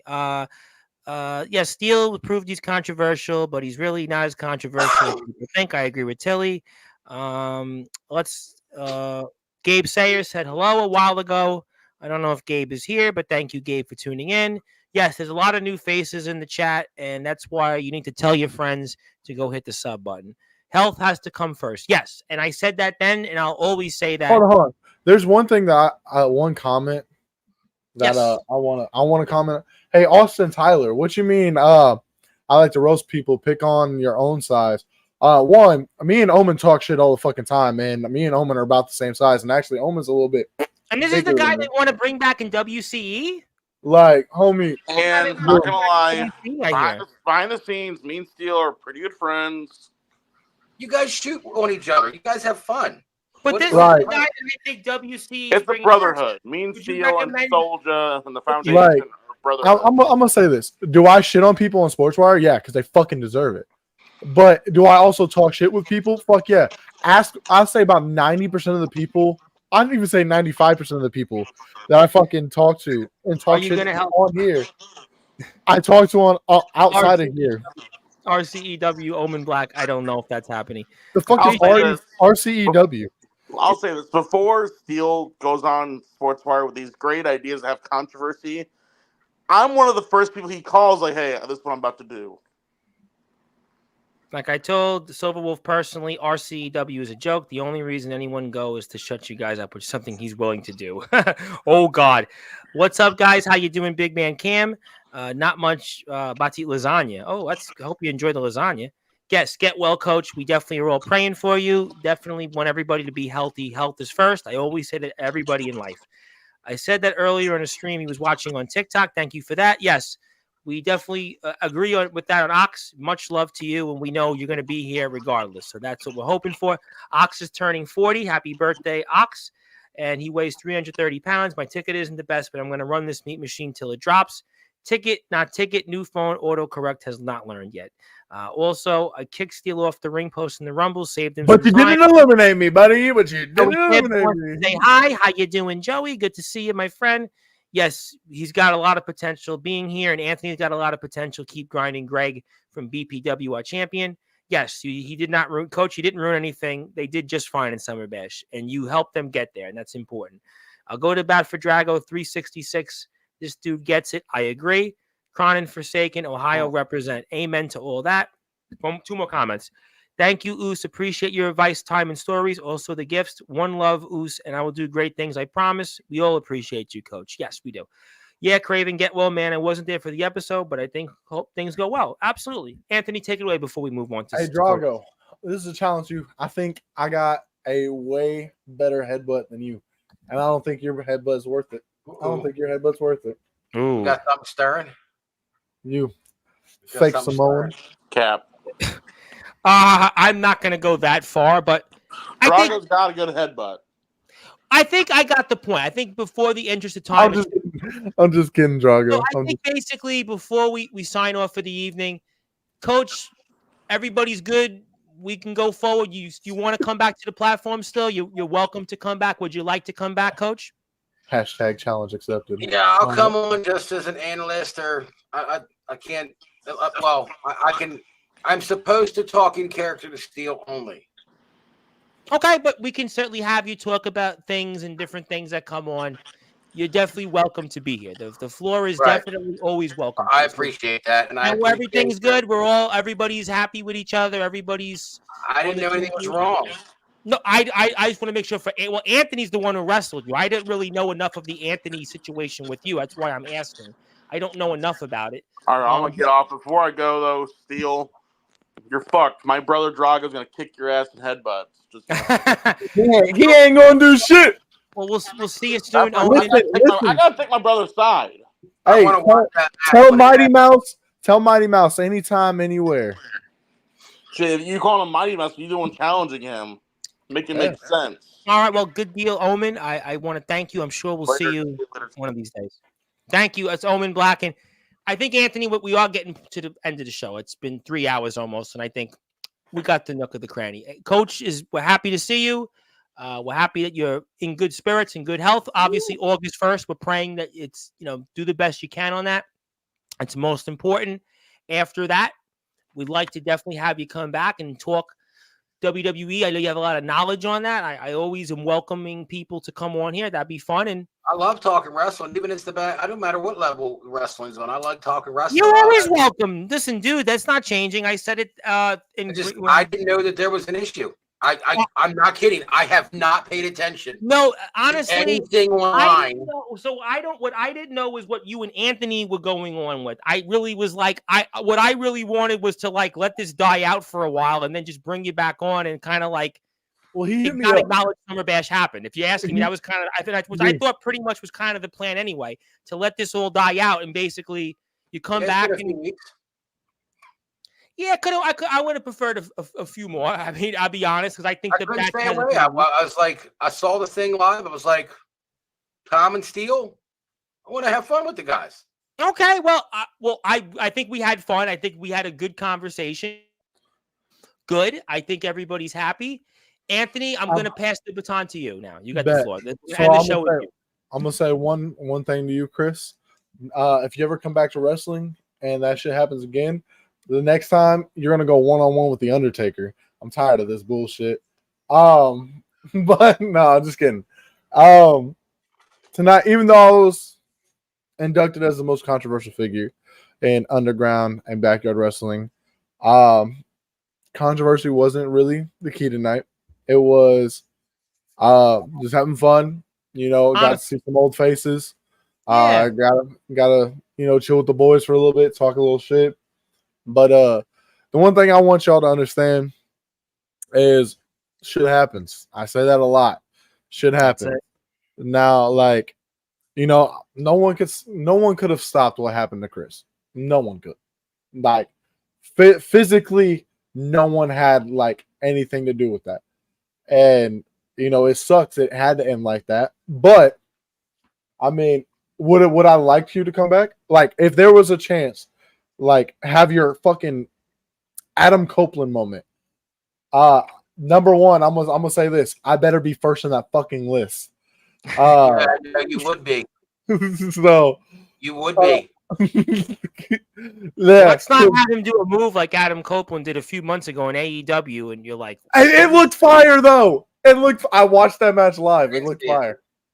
I don't know. I watched it. And I It was looked like, it looked fire, but looked dog shit at the same time because you saw his foot landed before his elbow did. exactly. But, Yeah, that's what I remember most. But but go ahead. what were you saying, Chris? I think at this Right, point, nothing could have predicted what would happen. And the funny thing is when we were doing our entrances, I was in the zone. I was ready to go. I was feeling really fucking good. Like, Yeah, I know like you were out there said, looking Tom, like Brock Lesnar. Be like you said, Tom. Like, did I have worry or anything? Yeah. All the whole time I was down there, I was worried. Can this happen the way I needed to happen? Because I wanted to give that respect to Steele. I wanted him to have the. I didn't want to get in there and shit the bed with him or have a shitty match. Out of respect for him, I wanted the thing to go well. And so I was a little worried, just making sure everything was going to go well. I was worried that the show was going to just be able to go off without a hitch.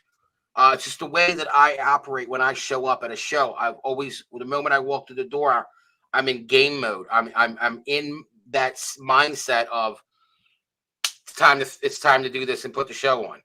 And I was that way since Thursday night because I arrived there at like 11 I know we had you guys Thursday all night. there, and I remember it. It was like really cool to see everybody. You sent me a photo. It was really like, I think everybody was so cool. Just a nice environment. And I think that's the positive. There's always a positive there. My issue was from the moment I showed up and I walked into Darkron's house, I'm in game mode. And every day up until bell time, I'm in game. I'm ready to flow. I want the ring together. I want the show to start. I want things to fly. Let's do this. Because it's just how my mind works when I'm involved in a show. I'm ready to do business. I will say he's the first guy I met when I pulled up. He was the first person I saw. Well, you know what? And, it's like, and people there will tell you, I didn't drink, I didn't smoke, I didn't party with. I drank. I drank. Literally in business mode. I'm ready to work. And then I got to the entrance ramp. Steele went out. I come out. I'm ready to fucking go. From the first lockup, I was like, this is going to be dynamite. This is what happens in this sport. Dalton Skull and Jay Cal. I mean, Draws and D'Lo Brown. Kevin Nash tears his quad, returns from the ring the first time in months. Unfortunately, this is the sport. Shane McMahon comes out and, tears his quad. Vince McMahon did it. I mean, unfortunately, look, it happens. You move on, and that's it. You're always welcome. And we're praying. I think he'd rather tear his quad. Right now, nah, I don't know about that. According to what I've been told, pending whether or not I need something surgically input in my body, pending. I don't know yet. They're still doing stuff. I've had to change my diet. I've had to check. I have a blood pressure machine now that I have here at my house. I have to be put. I have what is it? It's called an Inspire device. It's kind of like it's a sort of a CPAP to help with my breathing, because what happened to me wasn't just heart related, it was lung related too. It was like bad. So I have to have that put in my right shoulder. At some point in the next 30 days, that's going to happen. But that wouldn't affect me being able to wrestle. The heart thing is, as it stands right now, I am, for all intents and purposes, not, nor will I ever be medically cleared to do something of that caliber again. Well, ladies and But gentlemen, when that Edge moment happens, when that Adam Copeland match happens, you know what? If a medical breaks through and allows me to do it, me and Triple H both will fucking return. hey, listen, all I'm going to say is this. As long as you post on your Instagram like Edge did the night of the Royal Rumble, where he's sitting in his hotel room just looking at his gear bag, I'll be all right. I'll look at him and be like, well, hey, buddy, I know what that means. I know what that means.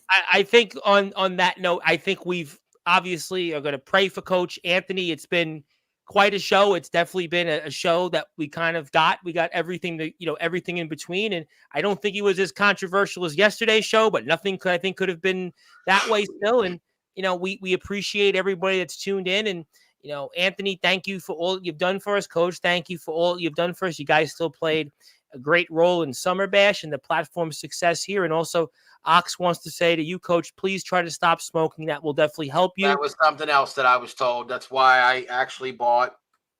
I have medicine. Good. Yes, definitely cigarettes. Unfortunately, my father died from smoking cigarettes. So you definitely, if you can, obviously everybody's different. Things do happen. And, I can barely, I'm not, dude, I'm not supposed to do a lot of things anymore. They try to tell me that I had to stop eating steak. Well, I mean, you might as well kill me now, motherfucker. I don't well, let's hope not. Yes, and thank you, Ox, for giving me. Hey, you want a flaming hot Cheeto steak burrito? He said he can't have steak. You just heard him. He said he can't have steak, but he said fuck that. So fuck yeah. Well, okay, they didn't tell me I couldn't. They told me to seriously reduce it because one of the main things I eat is red meat, and they said reduce it by half. And I was like, what? Me too. I think, ladies and gentlemen, we've gotten to the point, and we want to thank Coach for his service. He'll always be welcome here. Can't wait to have him on here in a couple weeks or any other time he wants. Anthony, I know you'll be back here very soon. I don't know when. Who do you have on Friday? I'm supposed to. I don't know. I mean, Ace Reed's supposed to come on, but he's later in the evening. I don't know. Do you know Ace Reed? I think you should do a show after Deadpool. I haven't seen it yet. I have Ace Reed. You know Ace Reed, the backyard. He's the Wired Up podcast, Australian kid. No. He's big on Instagram. He interviewed. You haven't watched his Instagram lives then, right? That's I was supposed to have Alexander Kelly, which is not happening. I hope he's not listening to this. But James, you know Alexander Kelly. You know him, right? That's not happening. Yeah, that's not going to happen. Not after Craven Rage on Tuesday. No, I think that's not happening. But I do a regular sports show. I do an hour of wrestling coverage, and I go into sports. But really, Craven Rage came back. He was here yesterday and shit the bed. He shit the bed, bro. He spoiled the main event of their next show, which he's winning the world title. I don't even want to spend another breath on it, but yeah, maybe I'll do a show Friday and bring people on. I mean, I'm supposed to do a regular show, but to be honest, the guys that I come on, you can make it about like, as long as you can make it around like midnight. I have something for you. Is it? Hoping not Craven Rage. No. If you are still on by like midnight, 12:30 in the morning. Well, my guess was supposed to be Ace Reed, but I know it. I really like Ace. I don't know. I probably will be on. I don't know what kind of show I'm gonna have. I usually do a regular show, but it's like nobody host an open mic, and then send me that invite. Because I say probably around 11:30 my time, 12:30 your time. I will have a surprise of a lifetime. I see. Okay. now you know. So you think that this would be worth it? So I shouldn't have. 100%. I shouldn't talk New York Mets baseball with like a 60-year-old guy on my show, then, right?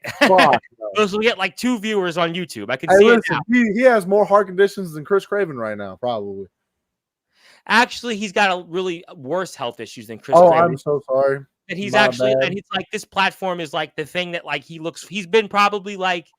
He goes back to when I was on SoundCloud. He's like, there goes controversial Anthony Steele, I guess. Well, but he honestly has like no following. Unfortunately, I bring guys on. He's seen them coach. They're nice guys, but they're like regular sports, and this is not a regular sports platform anymore. I'm hoping to go see Deadpool. Okay, so you're telling me. So what time will you be telling me this will be an open mic? So you tell me that if I bring you on, now what would be the exact time before I sign up so I can let the audience know between tomorrow and Friday? Start the open mic around 11 o'clock your time, but make sure you're still on by 12:30 your time. I start by 11:30. I'm going to be on by midnight. You said by midnight? Yeah. Start about 11:30 your time. That's easy. I can talk for 3 hours. I will see you there then. Fair enough. All right, this will be worth it. Coach may want to pop Are you on. covering SmackDown Friday? No, I'm just kidding. I might. I did it last week, and I got to be honest. It was like I had Randy, Alan and Randy. Orton? Randy Orton? Dylan. Damn. We had like 6 people live, 7 people live, and then it was like James came on and kind of gave us a few more listeners. But it was like, Alan Michaels and Shane Davidson. Alan's great. Shane is a talker, is what it is. He's been on the streams. But yeah, I might talk SmackDown. Yeah, if you're going to be on, yeah, I might talk SmackDown. I could bring Randy on, but then if Anthony comes on, I think I know what this is, and I'm changing course. So, okay. I mean, if Ox McCoy might want Ox McCoy would be, I would love to see Ox McCoy on. Okay.